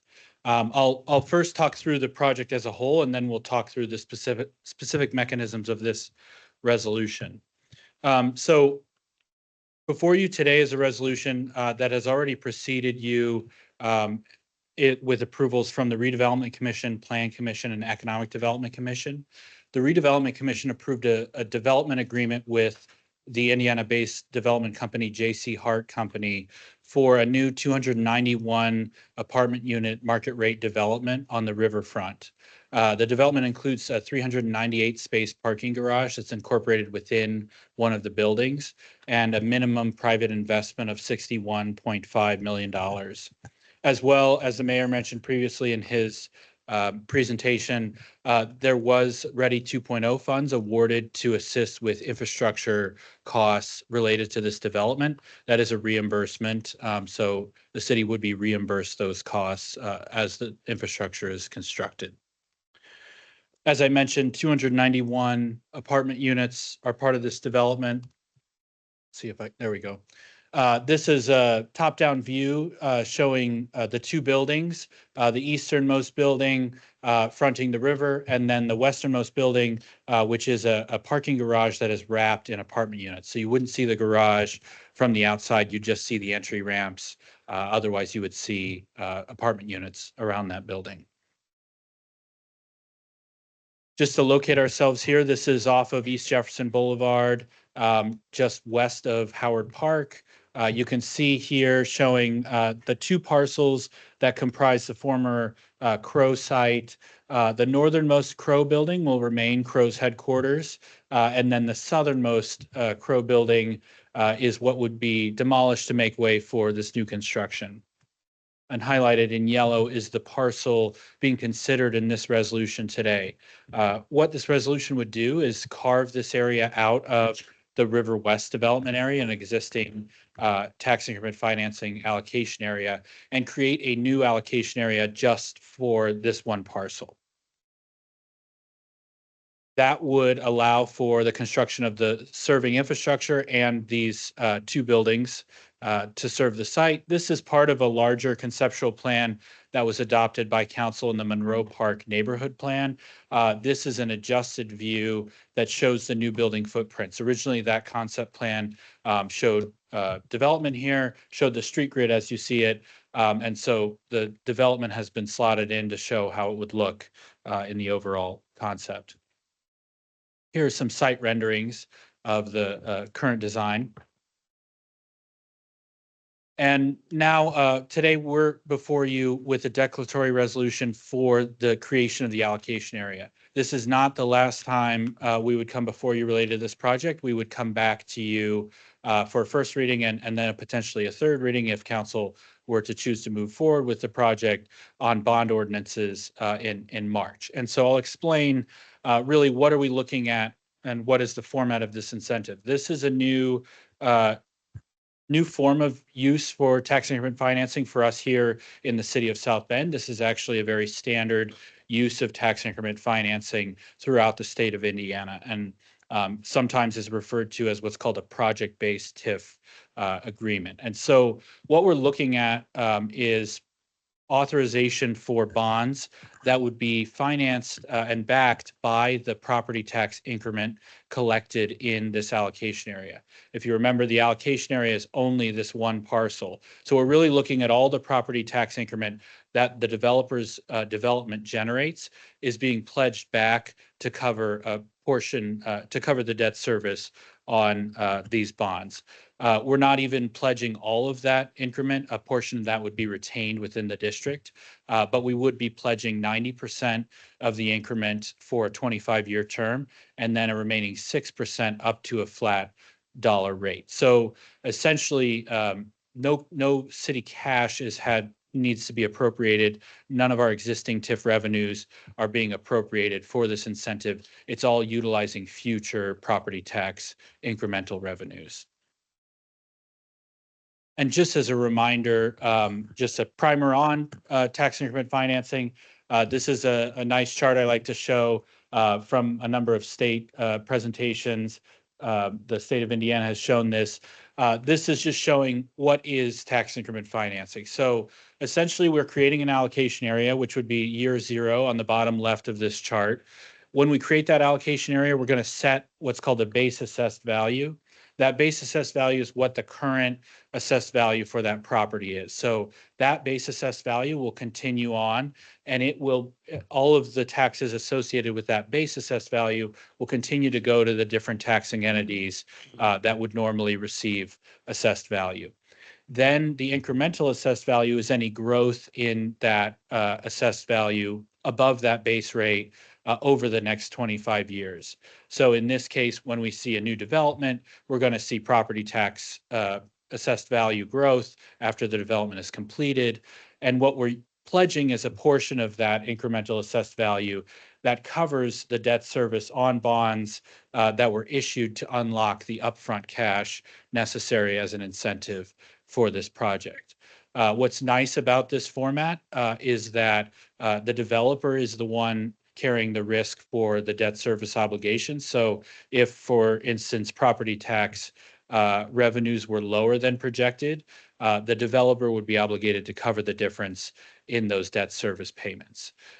So the city, unlike some other bond issuances that we brought before you, even redevelopment bonds, if you recall the Series A of the 2023 redevelopment bonds, which we called the Neighborhood Improvement Bond, that included a property tax backup, which essentially said if the revenues were not able to cover the debt service obligations, there would be a levy. Now, that wasn't actually a major concern because the River West development area where those bonds were issued out of far exceeds the debt service obligation annually.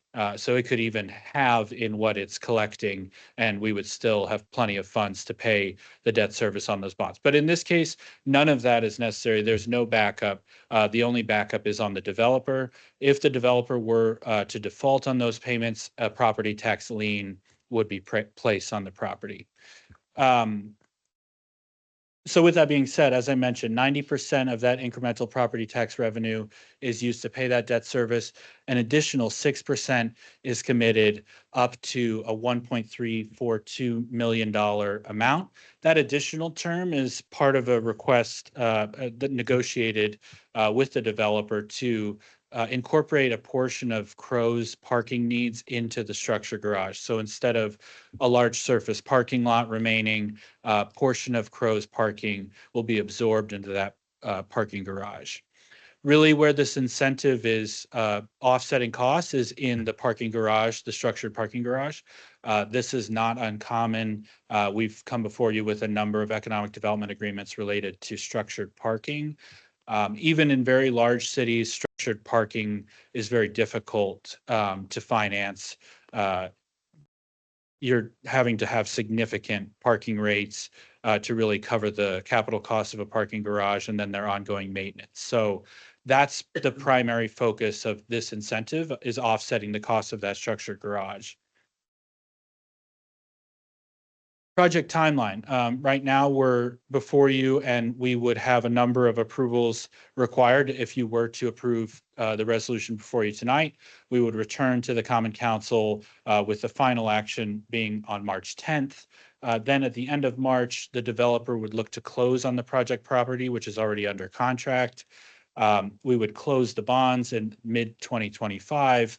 And then infrastructure construction and demolition of the building would actually commence later this year and then continue through to 2028. So looking at a relatively accelerated timeline for a project of this size and scope, and really excited to see it come to fruition.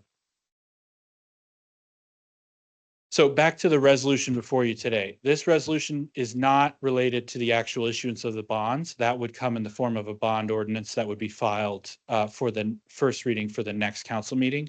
What you're considering today is simply approving the creation, removing this parcel from the existing River West development allocation area and creating the new Riverwalk allocation area.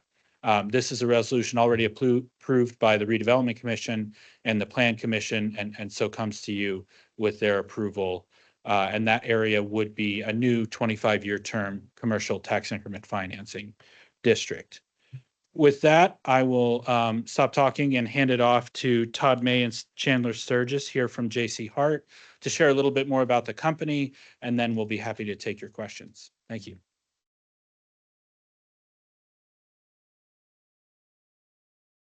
Good evening, Todd May, J.C. Hart Company, office at 805 City Center Drive. Joined in person tonight, Chandler Sturgis, our development associate, J.C. Hart. Also, Paul Fair with Holiday Properties is also here, representing the landowner in this transaction. I believe online we have several J.C. Hart employees, including our chairman, John Hart. And we also have several members of our design teams from Studio OM, or architects. So if you do have some design intent related questions, I'm sure they can help answer that. Caleb did a wonderful job of presenting it. He did ask us, since we are new to South Bend, to come up and talk about ourselves just a little bit. We are Indiana-based. Majority of our portfolio and all of our developments have been in the state of Indiana, just a few in Ohio. We've done a lot of wonderful communities in the area. I think it's important to say we are not a merchant builder. We have no intentions of developing it, building it, and then selling it to someone, say that you never met from out of state. We believe in long-term ownership. We want to be a part of the community and grow roots and all that comes with being a good neighbor. We believe in great projects and great locations, but as we all know, if you don't have great people to execute, you'll never achieve that vision. Along that lines, we've been named the best place to work 12 times. Hopefully it'll be 13 times this year. We are a Hall of Fame employer, so we take a lot of pride in that. Of course, we've won a lot of awards over the time. We're close to 7,000 units right now under our management, with about 1,500 or so in construction currently.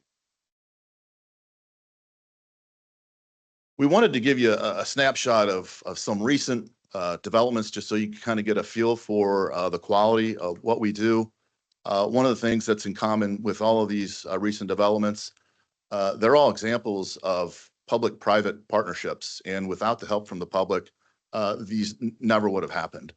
A second thing that's common with all four of these, They all have structured garages integrated and tucked into these buildings. And as you can see, I know it was a little bit hard from the renderings that we shared just recently, but you can see these, you cannot see the garage structures. They're all significant. And I think the last thing, these are all really unique locations. And I think that's one of the things that we pride ourselves in. We're very selective developer. And so we look for, as I mentioned, great sites. And we think that the Riverwalk District is just that. It's a very unique, it's a wonderful site. And we think it's a great opportunity. Penrose on Mass there is in the middle of the Arts District on Massachusetts Avenue in downtown Indy. Upper right-hand corner is Continuum, which is at the doorsteps of Purdue. On the lower left corner is called Monon Square. That is a rendering. That's we just started construction on that. We closed at the end of the year. That is in the heart of downtown Carmel, right on the Monon. And then the lower right-hand corner is called East Bank. It's on the banks of the White River in downtown Noblesville, right off the square. So and that's brand new. That just opened. So we're very proud of all these developments, just like Riverwalk. We heard the mayor say earlier, it's such a challenge to grow. We really feel that Riverwalk, what we're doing here tonight is planting the seed for that future growth. One of the significant economic impacts to a development like this is not just the 3-year construction of a $60+ million project and all those jobs over that 3-year period.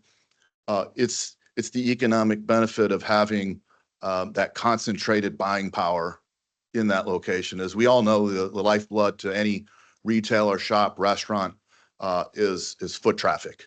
And so we will definitely bring foot traffic with spending power. We believe that at a minimum, it'll be over a $20 million a combined household income for this area.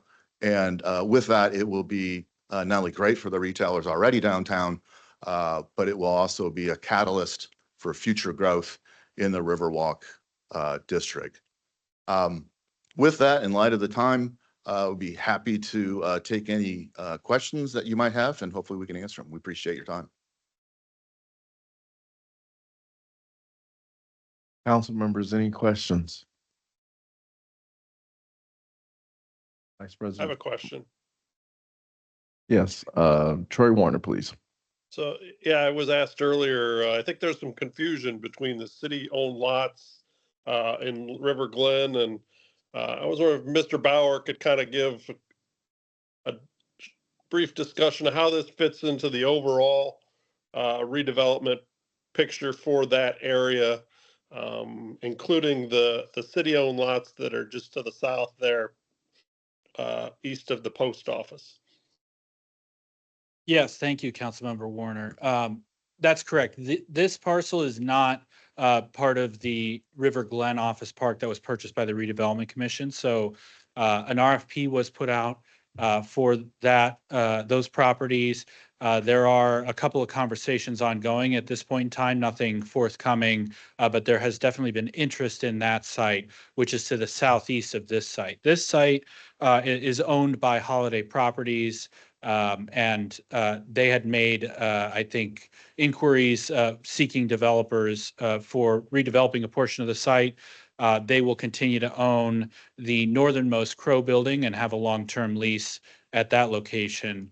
But that's kind of the scope here. We believe really the Riverwalk is, we've always felt that the farther north you are on this section of the riverfront, the greater density makes sense, closer to the Jefferson Bridge and close proximity to Howard Park.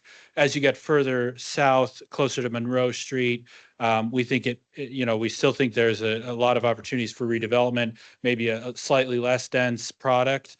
But we're looking to continue the momentum from this project further to the south, with an eye on making sure we're thinking about absorption and things like that. So that's a little bit about the broader concept, really hoping to bring to life what was already adopted by the Common Council in the Monroe Park Neighborhood Plan, which is a combination of redevelopment, public green space, and new infrastructure connections. Thank you. Vice President Rachel Thomas Morgan, please. Thank you, President Lee. Thank you very much for your presentation. You mentioned the unique location of the river as an attraction for coming to South Bend. But and looking at where else you've invested, these are communities that have been on the rise, that are growing. I just like for you to share a little bit more about what made South Bend attractive to you as developers and why you wanted to come to South Bend and invest. Well, the size of the city was attractive. The location, all of that is great. I think what we also have to look at, and when we do our due diligence, we need to see a good base business of multifamily, meaning supply and demand, occupancy, the ability to achieve the rental rates that are necessary to support new construction. And as we look through everything, South Bend checks all those boxes. So when we looked at the rental rates, when we looked at current occupancies and the vacancy rates, the entire market for South Bend in the apartment world has been able to absorb the new units and has maintained that occupancy. And as we look through all of our reports and data that's available to us, it shows that the city will maintain the current occupancy. And so we'll be able to deliver 292 units in 3 years. Great. Thank you. That's really reassuring. Appreciate it. Any other council members?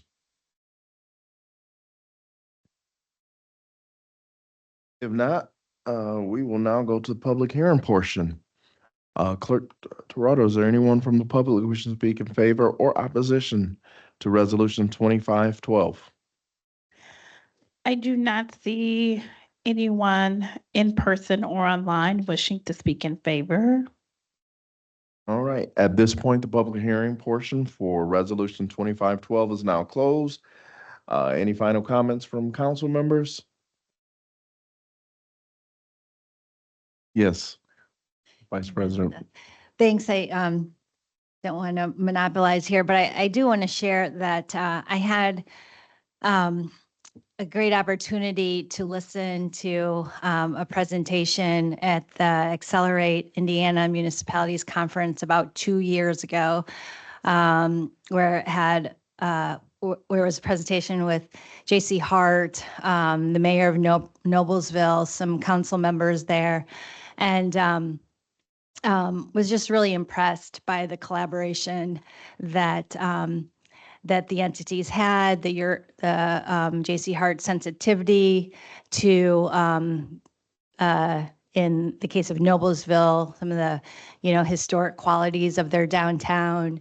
And then later on was invited to stroll around downtown, and you really seeing the before and after, and how it's really changed the skyscrape in really positive ways. And I think there were some skeptics about who's going to live here. Are we going to fill all these units? And it certainly met and exceeded expectation. So I just want to thank you for looking to South Bend and for coming here and investing. Anyone else? Again, we want to echo those sentiments. $61 million investment, spurring the Riverwalk development is exciting. It's exciting to see that in all parts of our city, there is development happening to be able to address what everyone in our city needs. And so thank you for that investment. And at this time, with no other comments, I will now entertain a motion. I move that 25-12 be adopted. Second. There's been a motion and a second. Clerk Toronto, please call the roll. Councilmember White. Aye. Councilmember Bolden Simpson. Aye. Councilmember Warner. Aye. Councilmember Niskoski. Aye. Councilmember Gooden Rogers. Aye. Councilmember McBride. Aye. Vice President Thomas Morgan, Aye. President Lee. Aye. 8 ayes. Resolution 2512 is now adopted. Clerk Toronto, would you please give Resolution 2513 a reading?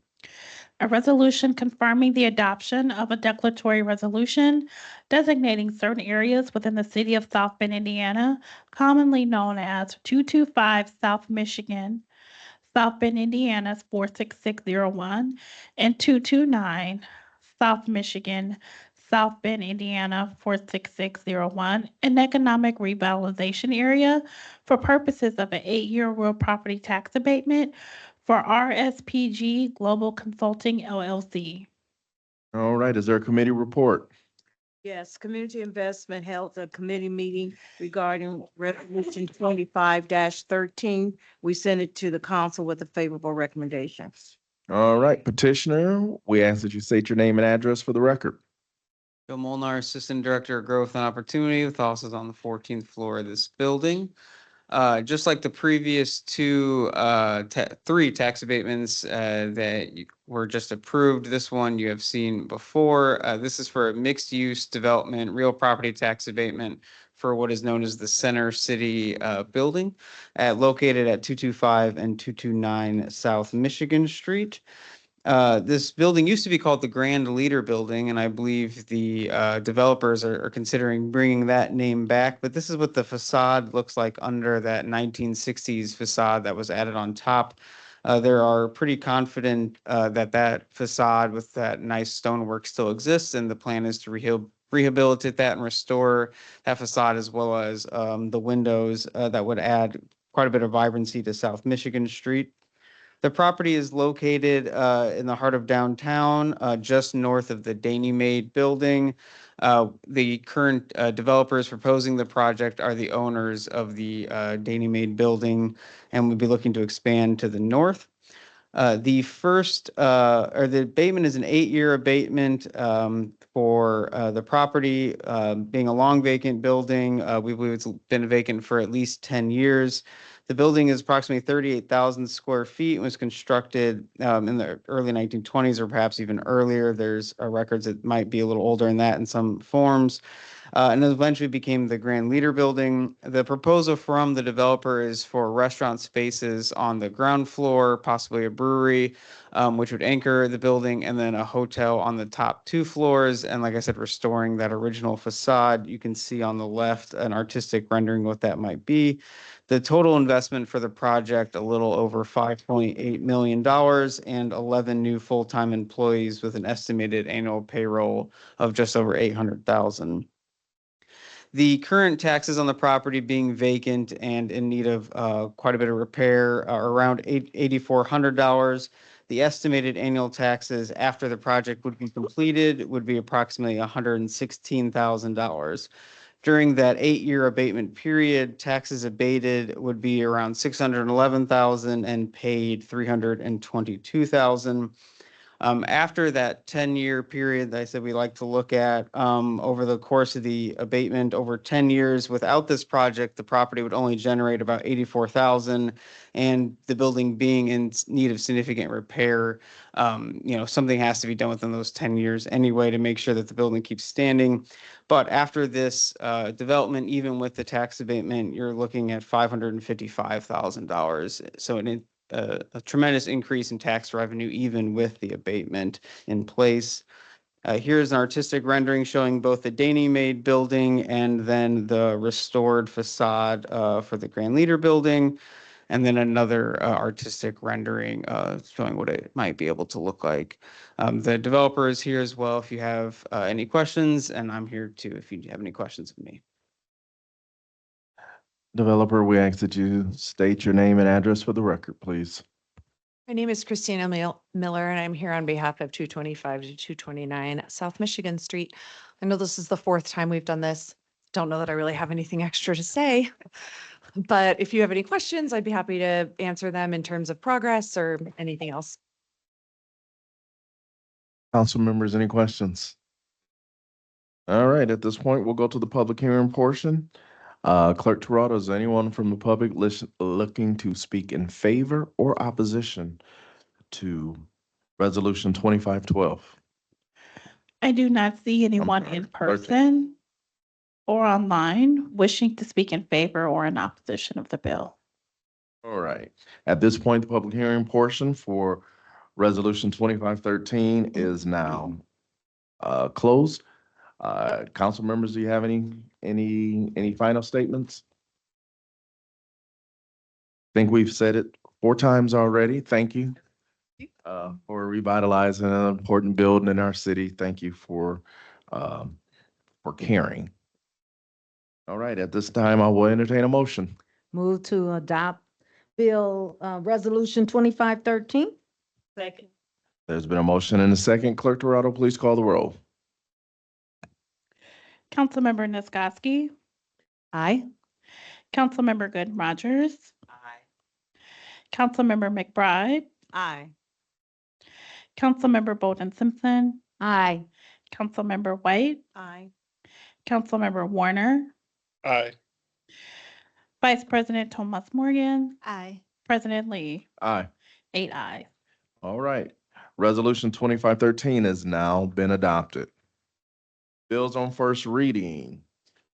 Clerk Toronto, would you please give Bill 06-25 a first reading? First reading on an ordinance of the Common Council of the City of South Bend, Indiana, approving a petition of the Advisory Board of Zoning Appeals for the property located at 411 Cottage Grove Avenue, Councilmanic District Number 1, in the City of South Bend, Indiana. I will now accept a motion to send to the South Bend Board of Zoning Appeals on March 3rd, 25, and then to the Zoning Annexation Committee for public hearing and third reading on March the 10th. There's been a motion and a second. We got to do, Clerk Toronto, please call a roll. Councilmember McBride. Aye. Councilmember Bolden Simpson. Aye. Councilmember Warner. Aye. Councilmember Nisgowsky. Aye. Councilmember White. Aye. Councilmember Good Rogers. Aye. Vice President Thomas Morgan. Aye. President Lee. Aye. 8 ayes. Bill 06-25 will be sent to the zoning board on March 3rd and third reading on March the 10th. Clerk Toronto, please give Bill 07-25 a first reading. First reading on an ordinance of the Common Council of the City of South Bend, Indiana, amending Chapter 18, Article 5 to update the procedures for vacation of public ways and public places. All right, we will send this bill. Well, I now accept a motion to send to Public Works and Property Vacations Committee for public hearing and third reading on February the 24th, 2025. Second. There's been a motion and a second. Clerk Toronto, please call the roll. Councilmember Nisgowsky. Aye. Councilmember Good Rogers. Aye. Councilmember White. Aye. Councilmember McBride. Aye. Councilmember Bolden Simpson. Aye. Councilmember Warner. Aye. Vice President Thomas Morgan. Aye. President Lee. Aye. 8 ayes. All right, motion passes. Unfinished business. Last time we were here, there were some questions and Councilwoman Thomas Morgan and also Councilwoman Sheila Nisgowsky responded back to the questions of some missing reports. So we want to thank you for responding back to that. Is there any other unfinished business? Any new business? President. Yes, ma'am. Yeah, I have. Yes, ma'am. Yeah, thank you. I just want to, this is new business. Please forgive me if this is not new business, but I just want to let the public know and challenge my colleagues to sign up for tutoring our students and helping our third graders Many of you are aware of the new legislation that will retain any third grader that does not pass the proficiency exam that's coming up. We Make Indiana is leading out on this, but these are our students. So I challenge everyone to go to wemakeindiana.org and sign up to be a tutor, and training will be provided, and a little stipend also. Also, the second thing, I just want to highlight on the south side, Practical Resale is a wonderful little business that I visited, and we want more businesses in the community. And this is a sustainability business. And if you have an eye for decorating or vintage clothes, I encourage you to go there, the south side. Thank you. Thank you very much. Now we'll go to privilege of the floor. Disrespectful, rude, or disruptive speech or actions will not be tolerated. Such speech or actions, as well as verbal attacks on any person, may result in the individual without notice forfeiting the remainder of his or her allotted time. Individuals who wish to address the council must state their name and their residential address, and individuals will be limited to 3 minutes only. The maximum time limit for this portion of the meeting shall be 30 minutes. Individuals shall not be permitted to address topics which the council has heard previously on the agenda. The council president may assign a topic raised by an individual during the privilege of the floor to the appropriate council member and request the city clerk to contact a member of city administration for review, and topics assigned shall be responded the next scheduled council meeting. I ask that you state your name for the record. Good evening. Sue Castle, 4022 Kennedy Drive. Tonight, I want to address the upcoming budget hearings that'll be starting sooner than we realize.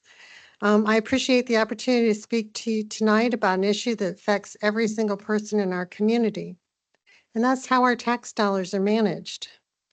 During the past year's budget process, I noticed a troubling pattern. There was no meaningful discussion about how departments have cut back, become more efficient, or save taxpayer money. Instead, we saw a budget passed with a staggering $24 million deficit without clear accountability on where reductions would be made.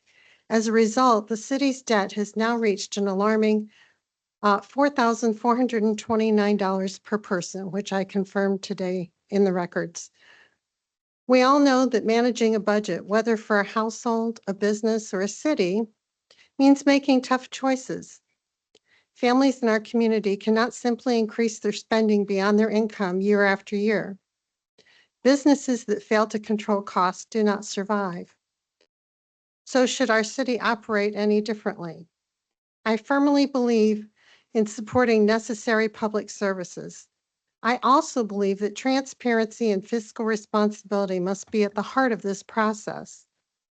Before approving the budget with such significant shortfall, we should have heard clear answers to the key questions. Where have departments cut waste or improved efficiency? How are taxpayer dollars being used more effectively year over year? What steps are being taken to ensure that we are not burdening future generations with unsustainable debt? Every year, we're paying 30 to 33 million right off the top on debt service. Beyond financial responsibility, I'm also disappointed there's no structured disclosure on how each department is implementing sustainability measures. Sustainability is not just an environmental issue, it's a financial issue too. Smart energy use, waste reduction, and long-term planning all save money and ensure a healthier, more prosperous South Bend for our children and grandchildren. I urge the council to prioritize accountability and forward-thinking leadership. In future budget discussions, let's require each department to clearly report what they have cut in waste, increased efficiency, and implemented in terms of sustainability initiatives. Taxpayers deserve to know that their hard-earned dollars are being managed wisely. I appreciate your time and commitment to serving our city. Let's work together to ensure a fiscally responsible, transparent, and sustainable future. Thank you. Thank you.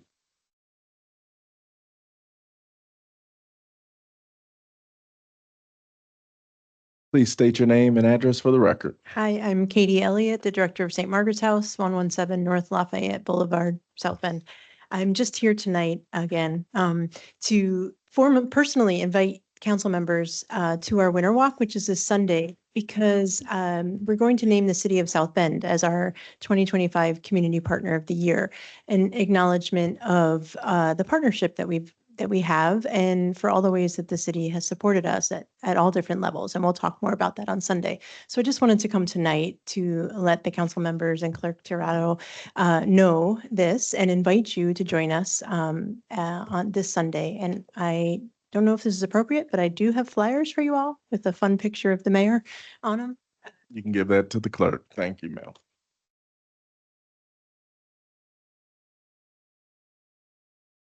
Thank you. And I just want to say thank you for all your service that you give all year. It's not an easy job. So thank you for doing it. Thank you. Yes, please state your name and address for the record.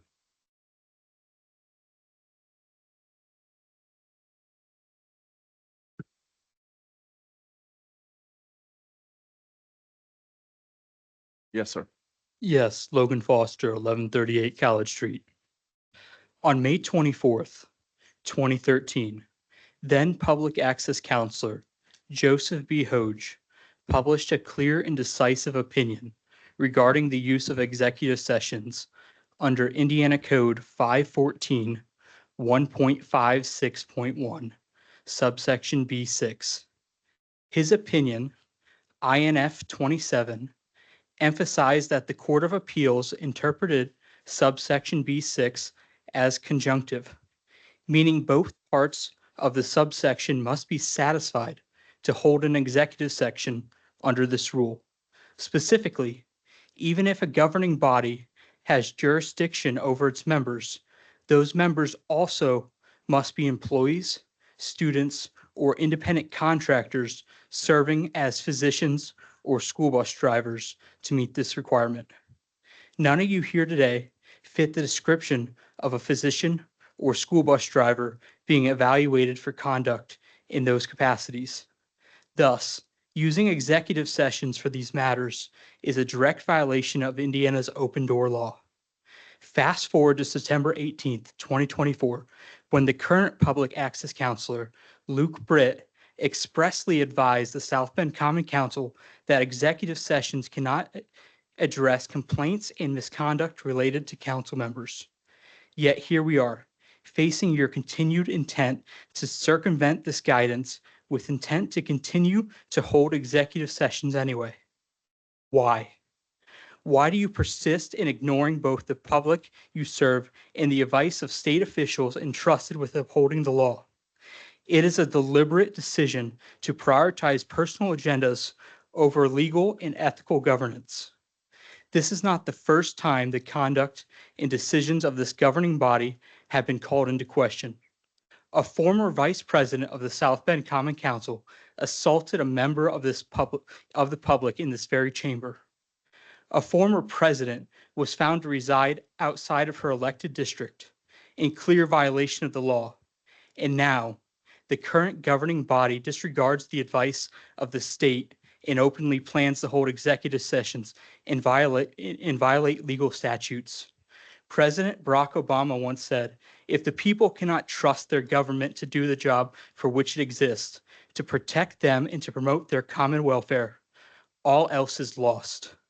These words serve as a somber reminder of the importance of transparency, honesty, and honoring the public trust. Second, sir. Thank you, sir.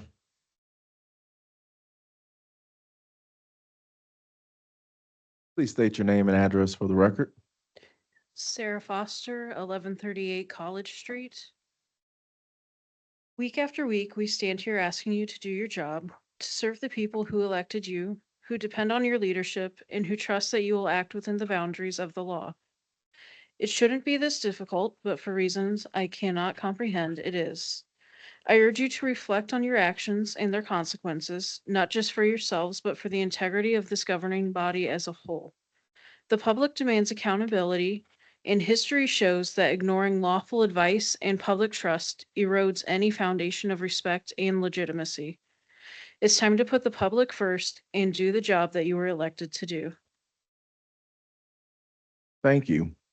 If that is all, thank you all for your service. Thank you for your time tonight. God bless you and be safe. We are now adjourned.